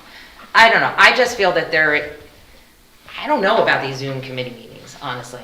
I don't know if I'm fully comfortable with We can them. bring them back to in person. Well, I would prefer. I'm getting there, I'll have a tag on in a Sorry. second. Are you finished? I'm finished. Is that, someone else was commenting? I had a question on that. Was it that your screen was just frozen, or how was the camera couldn't make the internet connection any worse? Was it just that you were just like in like a frozen face? Is that what it was? Yeah, no, it would freeze up, everything would freeze up, so they You turn the were camera off, it's more suggesting bad. me to turn the camera off because then I was unable to hear because. Oh, is that right? Oh, Okay. yeah. She was lagging, like, Oh, when she was oh, sitting, okay. it was lagging. And it was in both meetings had that that with week, Deanie so and it personnel that must have one been night, with the wind and all that in my area, so it was. But Tara, I think what Nicole's I referring understand. to, That makes sense. you stated that, I don't know, like, you text if you're gonna be late, you send it to me, send it to Rich, I'm gonna be late, I'm not gonna be there, or you let someone know.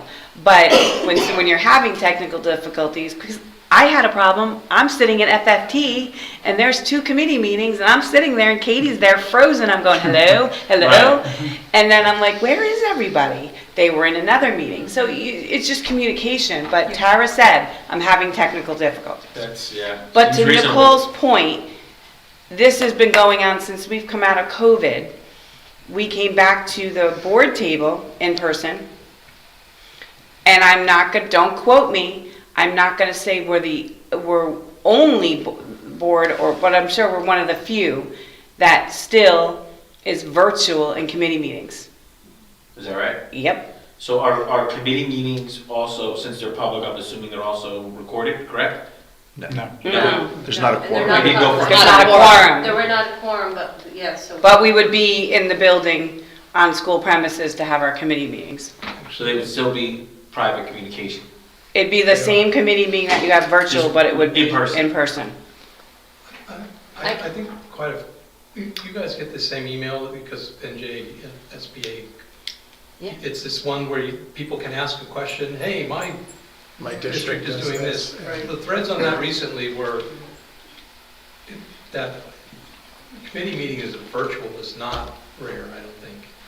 It was rare to have, obviously, board meetings still virtual.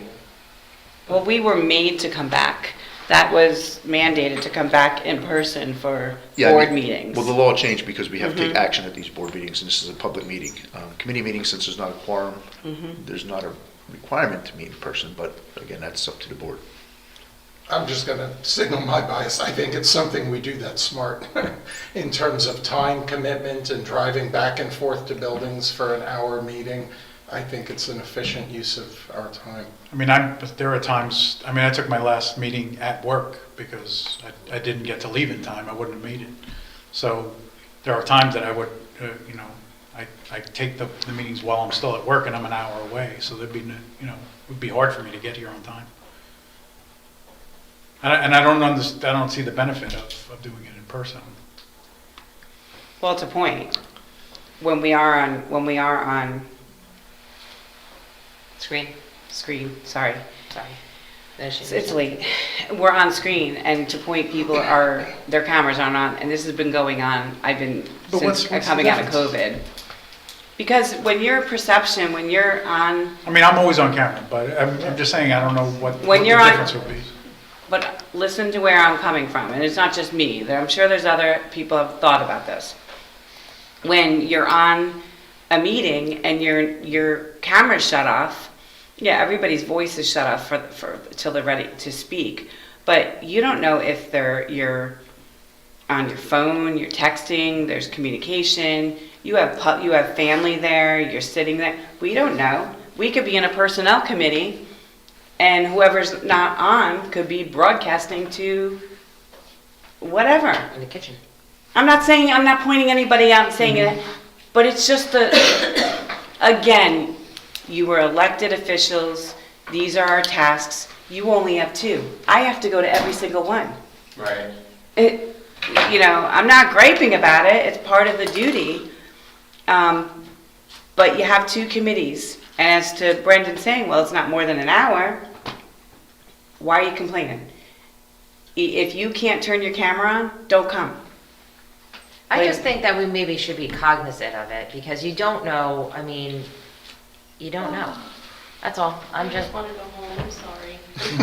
I definitely think outside of technical difficulties, my opinion, the camera should be on at all time. That just seems common sense to me. Outside of the rare instance or... It should be communicated if there's a reason why you cannot be on camera. Well, we have norms coming up.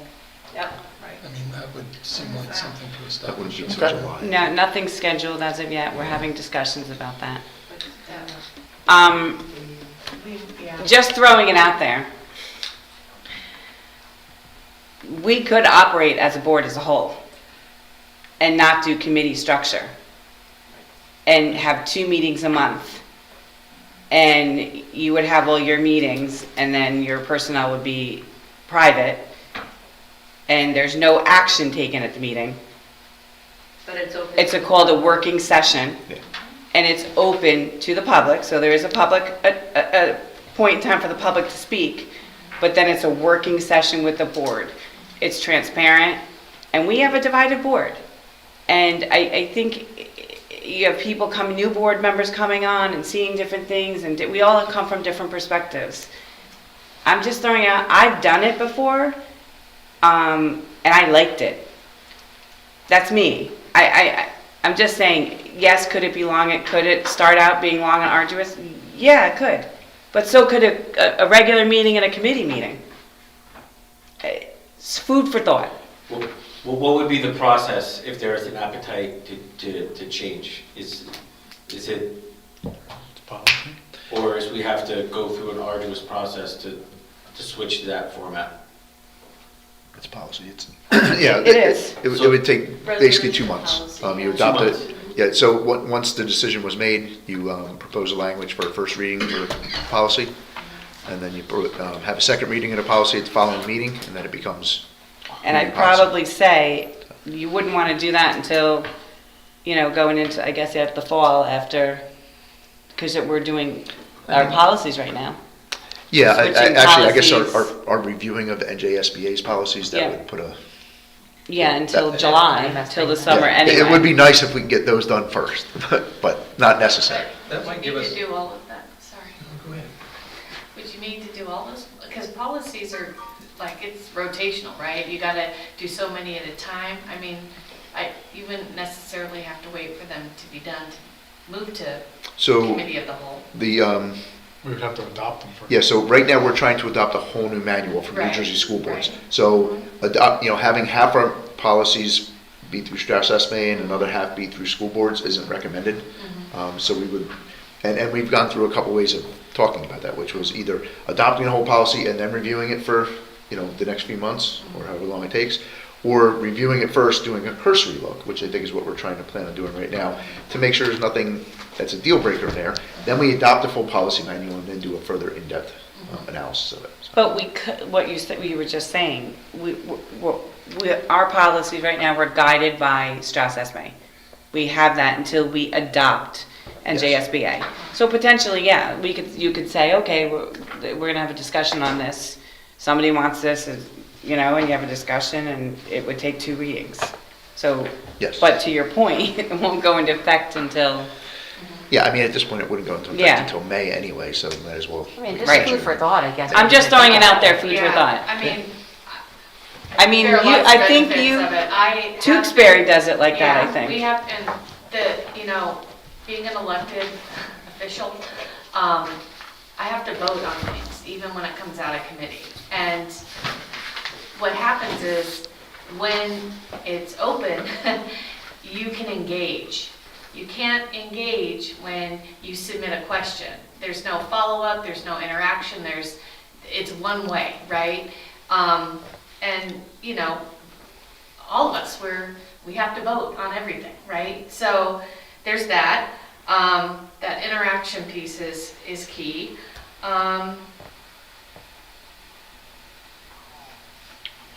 It sort of puts all the agenda items, when it's time to vote, they're all there. Everyone sees it. It's straight path to transparency, fully. And what it does too is when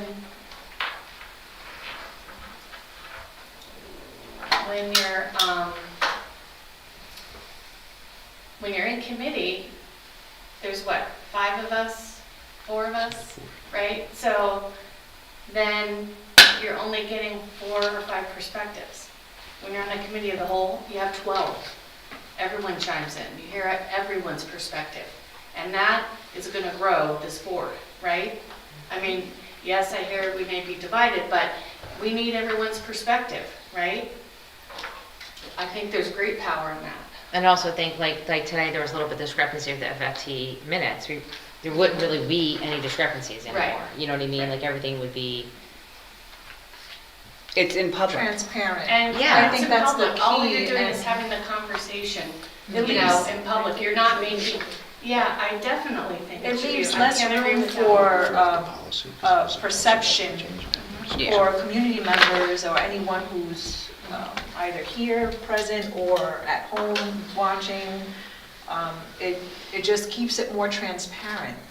So Yes. there's less room for a bad perception or Yeah. not following process, or, something that may have been left out and For whatever. not purposeful, maybe it just, okay. So Somebody right now, else's And conversation, two- comment brings out something else, Yeah, too. and what I wanted to add to that too is, if I'm looking at how to get myself up to speed, because we all need to do that on all of our committees. We need to be reading the agendas, what's in the folder, right? But I'm already spending 2 to 3 hours already in the 2 committees I'm on.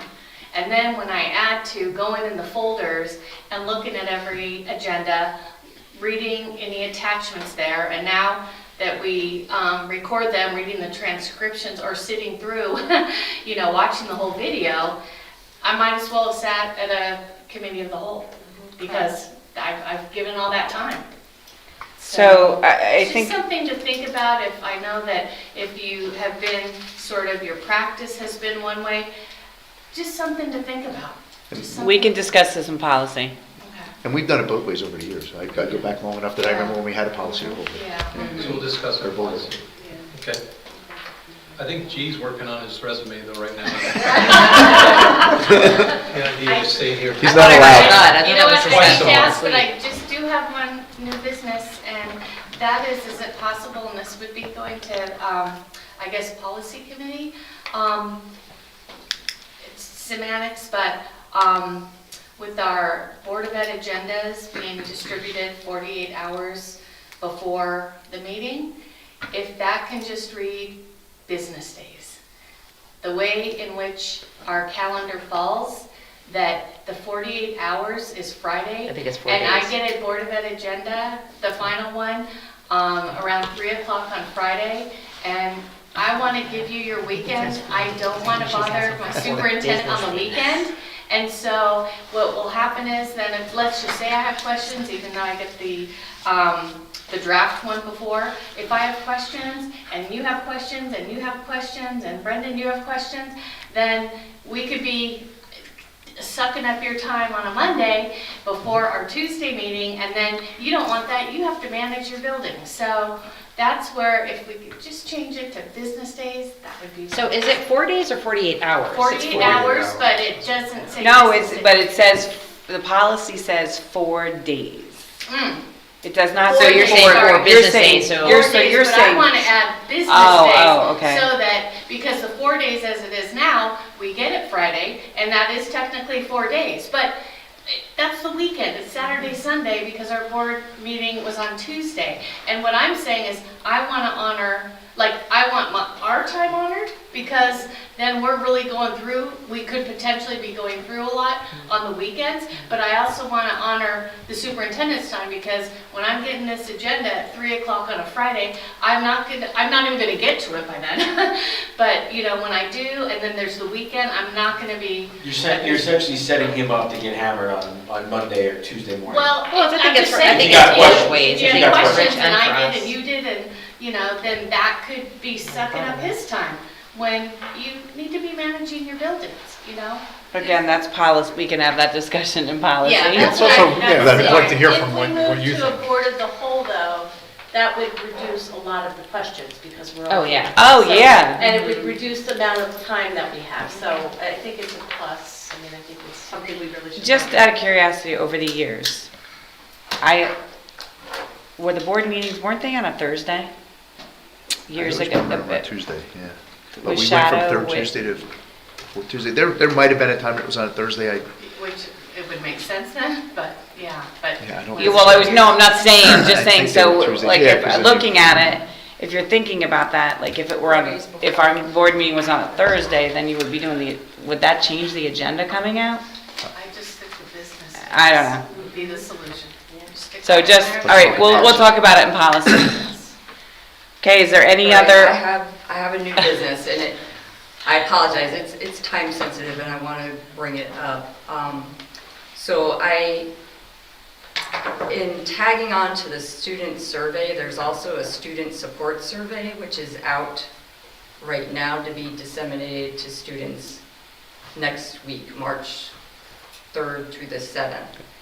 And it just prompted me to really dive into our policy 2415.05, which is titled Student Surveys, Analysis, Evaluations, Examinations, Testing, and Treatment. So I made Rich, I just emailed this yesterday morning, Rich and Kim. So I'm sure with having a meeting right now, everything's been busy. But I have concerns because there's a piece in this policy that says it's under Section D, Protection of Student Rights for Surveys, Analysis, and Evaluations, and it's clear that no student should be required to submit to a survey without prior consent if the information is related to. So I don't know if you guys have had a chance to look at the survey because it was sent to us exactly a week ago, February 18th.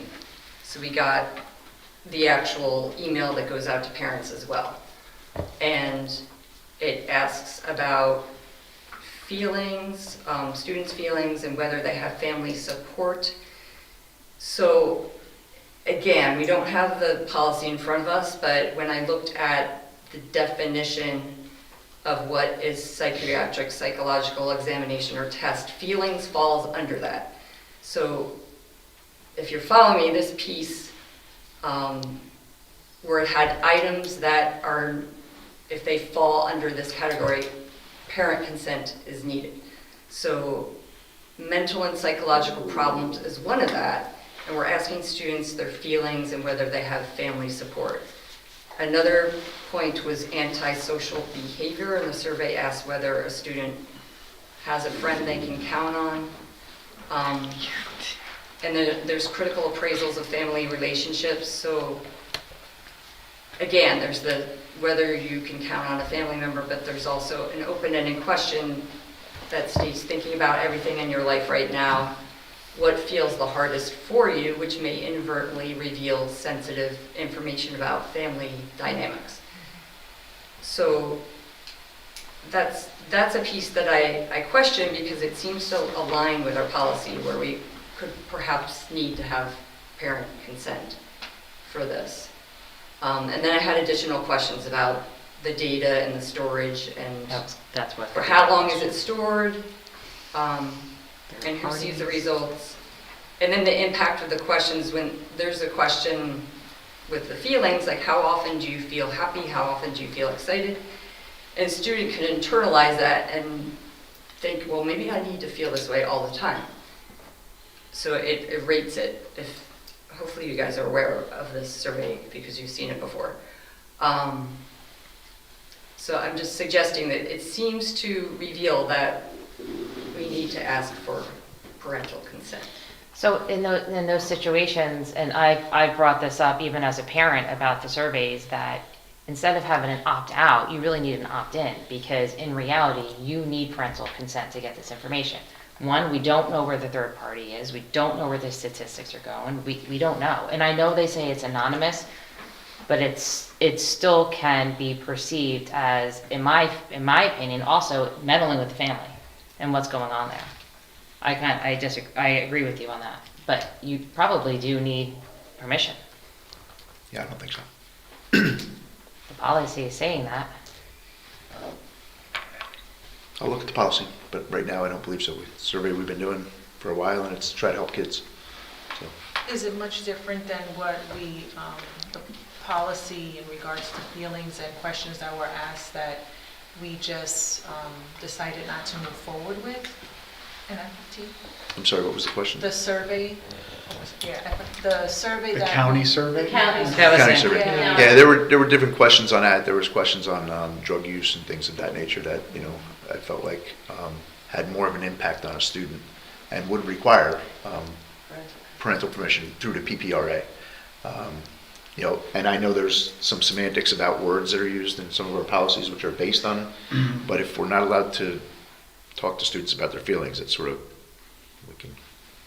that opens up a whole nother ball of wax. So. Is the concern that when we bring up the feelings, I mean, is it a concern of feelings of not just are you feeling happy today, or it's what if it's deeper?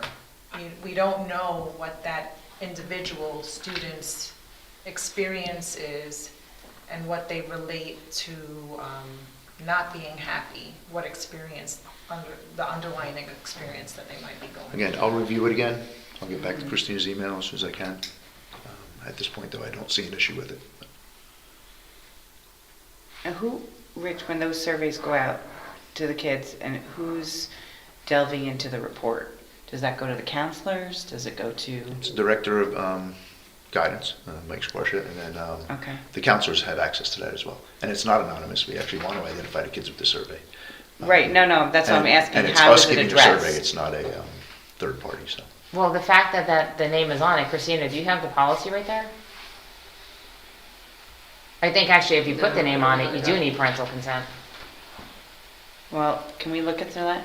Can you? I'll review it again, yes. Review it and check We've and. reviewed this a few times, but I will review it again, yes. And update the board? Yep. All right, that was all new, is there any old business? I'm sorry, I had some new. Oh, sorry. I'm sorry. No, I'll I'm make sorry. it as quick as I can. So I'm getting used to the whole drive deal, and it's cumbersome. And Brandon and I were just going over some examples earlier in the evening, and there's like 7, 8, 9 clicks to get into these things, and some of this stuff is buried.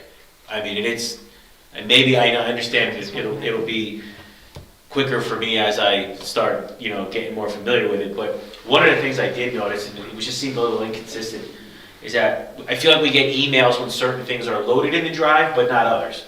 So for me, it would be helpful if there was some sort of way, I don't know if Google could automate it somehow, or if it is an email, if we could just get notification of when things are uploaded or when files are uploaded to the drive. Because I have no idea when some of these things are even put in there. It's like I feel like I'm constantly searching for things. I'm in the wrong place. I have no idea. So that would be helpful to me. Something if you guys could talk about it. Kind of goes into the next point that I had is the onboarding process or the internal onboarding process. We don't have one. It doesn't exist, right? So for me, as somebody that just came on new, it would be helpful if there was even the basics. Here's introduction to the people, or give you like the state of what's kind of going on. Like what do you need to know right now? Like there was nothing from my predecessor. I got filled in 0 there. So I just didn't know. It seems like what our process is now, or what we're doing is schedule your mandated 90-day NJSBA training and good luck. So I think we could do a little bit more to kind of catch new members up to speed, even if that's just a simple introduction to certain. Like here's the people, here's their roles, here's their name, here's their email, something. Here's your telephone number. I agree with you. Yeah, I think It's something we actually started years ago, I think, and then never finished, because I think the people that were doing it didn't get reelected, and so, but it's definitely something we can look into. It just would be helpful, because I'm good, and I'm just saying it from experiences, I'm going through it now. Yeah. So it's real to me now. Yeah. So I'm happy to help in that process. I've spent the whole weekend. I've developed a laundry list of things, kind of need to know. And if I could help with that sort of professional learning, What committee would do that? What's it? Where would that go? Would be like a committee would develop that, or? I think that has to I'm go trying to through a remember where- committee, because Katie has a No, folder. it would be an internal process, I would say, that we come up with. We might run it past the committee, that it would fit in, just say, here's what we came up with, what do you think, any suggestions from a board perspective? Yeah. Okay. But I think we'd come up with the process But- first, and I'd talk to school boards and find out what they have. I'm sure they have a model that we could well, follow. when I was there all weekend, I sort of, anything that I thought, that's a need to know, So whether it was board goals, district goals, whether it was, what's our curriculum 5-year plan, what's our, what's our equity policy, I just sort of made a massive list as a way of saying, this would be great to give someone new, like, make sure you look at these things. Yep. You got about a month, from the time you're elected to the time you get in your seat, and start chiseling at them, but. So question, I think at some point in the drive, Katie has we talked about this about 2 years ago, an onboarding folder for this process. But is there anywhere in time, I know as new board members, we meet with the superintendent? Yeah, I invited both. I was No, I'm very just, happy that my superintendent proactively reached out to me as a So- board member to meet with me. so I know just from experience, I don't know if Tewksbury does it, and I don't know if we do it. I know that's a paper thing, and now we can do it in the drive. We used to get as a new board member, you'd get a binder. It would have in there the organizational chart. It would have the board meetings. It would have all the board members. It would have your long-range facility plan. It would have your strategic plan. It would have your board goals in it.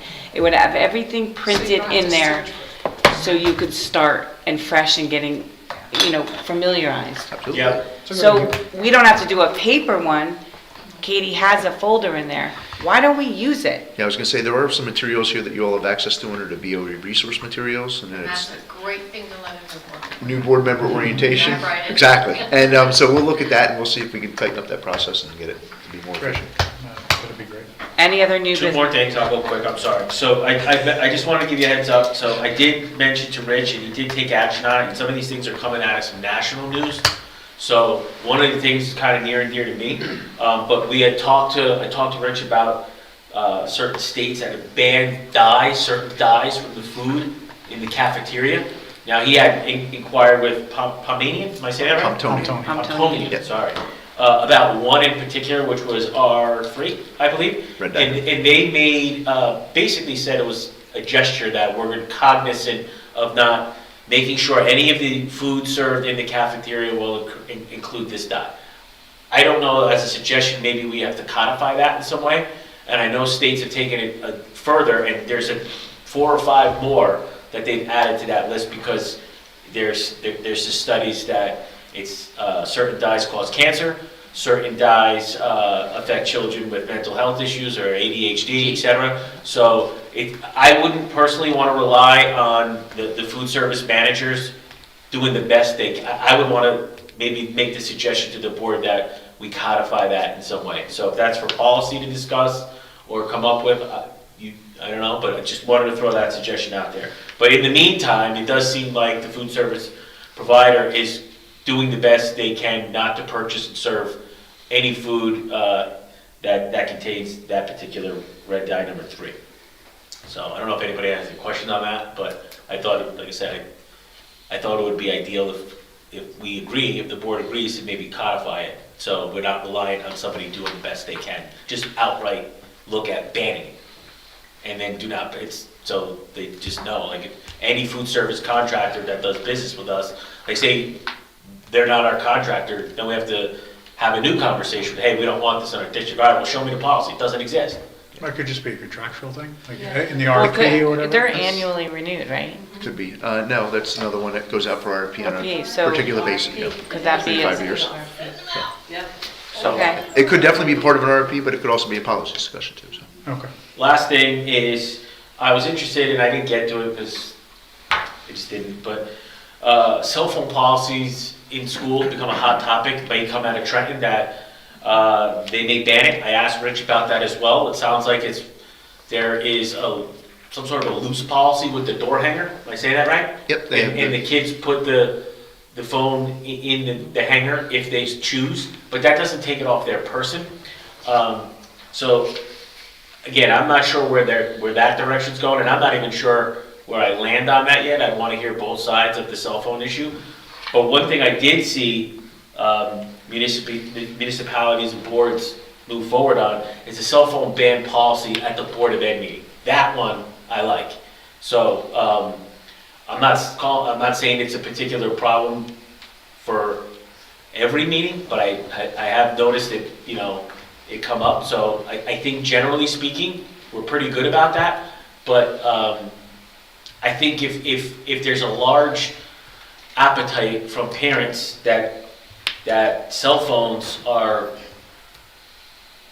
a problem for the students for learning, and maybe we should set the example and not have them here as well. So because that seems almost like a 50-50 issue in my mind. So if there's that many folks that feel passionately about cell phones, I think maybe we should take a look at it just as again, not to single anybody out, but just to more like lead from a by example type policy that we're not even gonna have on the table here. Just get them out. 5 years ago, we brought it up, and we wanted to make a school policy, no phones. And it was based on the performance, the distractions, and all of the other negative information that was coming out of social interactions and all that. But the board, we tried to move a motion number, and then it got pushed back, and they said no one wanted to move forward with us addressing that as a board. But the governor's posing that legislation. Right. No, now we have. Right. You may get direction. We addressed, we expect understood the issue and the mental health issue for our students. We were concerned as a board. So I'm glad that you're bringing it up, because we wanted to do that 5 years ago. Yeah, It would have been on the front end of this issue, because. Right, that's where I'm getting with that. And I'm not sure, honestly, where, and I didn't dig deep into this at all, but my gut tells me is that I'm not in love with anything mandated out of Trenton. I'd rather us come up with a policy that best suits us. Right. But again, that's my gut telling me. I did not do a ton of research on it, but it does sound like a divided issue. But I think at the very least, if we're going to go down that road, we would make a policy and bring it to the board as well to make it to mirror each other. It was the distraction, also the time that the teachers were spending. It became a discipline problem for years ago. But as a parent, I wouldn't want my child not to have their phone. That's why I say it's not a cut and dry. if they're handling it, and I like the idea, the pocket thing that they're using, if it implements, I think Rich said they want to try and roll it over to Voorhees. There's a lot of, I have friends that are been using it for 15 years, 12 years, my girlfriend has a basket, and the kids just drop their phones in there, and there's no problem, but she's been doing it for so long. But I would assume, and I'm making a big assumption here, because I not saying this on any fact, I would assume that most high school kids are not voluntarily putting their phone on the back of the door hang. I would assume that. I defer that to you. Well, No, I think a lot of them are, if it's a classroom rule that the teacher puts in place, So yeah. that's my next question. Is it individualized by the teacher? Yeah, the So teacher would- enforces. So are they saying if you have a cell phone on you, you have to put it on the door hang, or can it be on your person in your pocket? So, yes, the teachers are instructing the students that one of my classroom rules is when you walk in my room, you put your cell phone in the pouch. You sit down in your seat, we start our lessons, we go through what we go through today. Right. If a student has a phone in their backpack though, and they have it completely silenced, so that it's not gonna buzz or distract the classroom in the middle of it, the teacher wouldn't know if they had a phone. Okay, so it's up to the individual teacher if they want to have a cell phone classroom policy, correct? Yeah, at North, it was At strongly North- encouraged that all teachers adopt this. I can't say 100% of them have, but I think a lot of them have. And it's worked well this year, I think, so far in the feedback we've gotten at North, so I think Voorhees will probably be the next school that we're gonna Okay. ask to do something similar. Sounds good.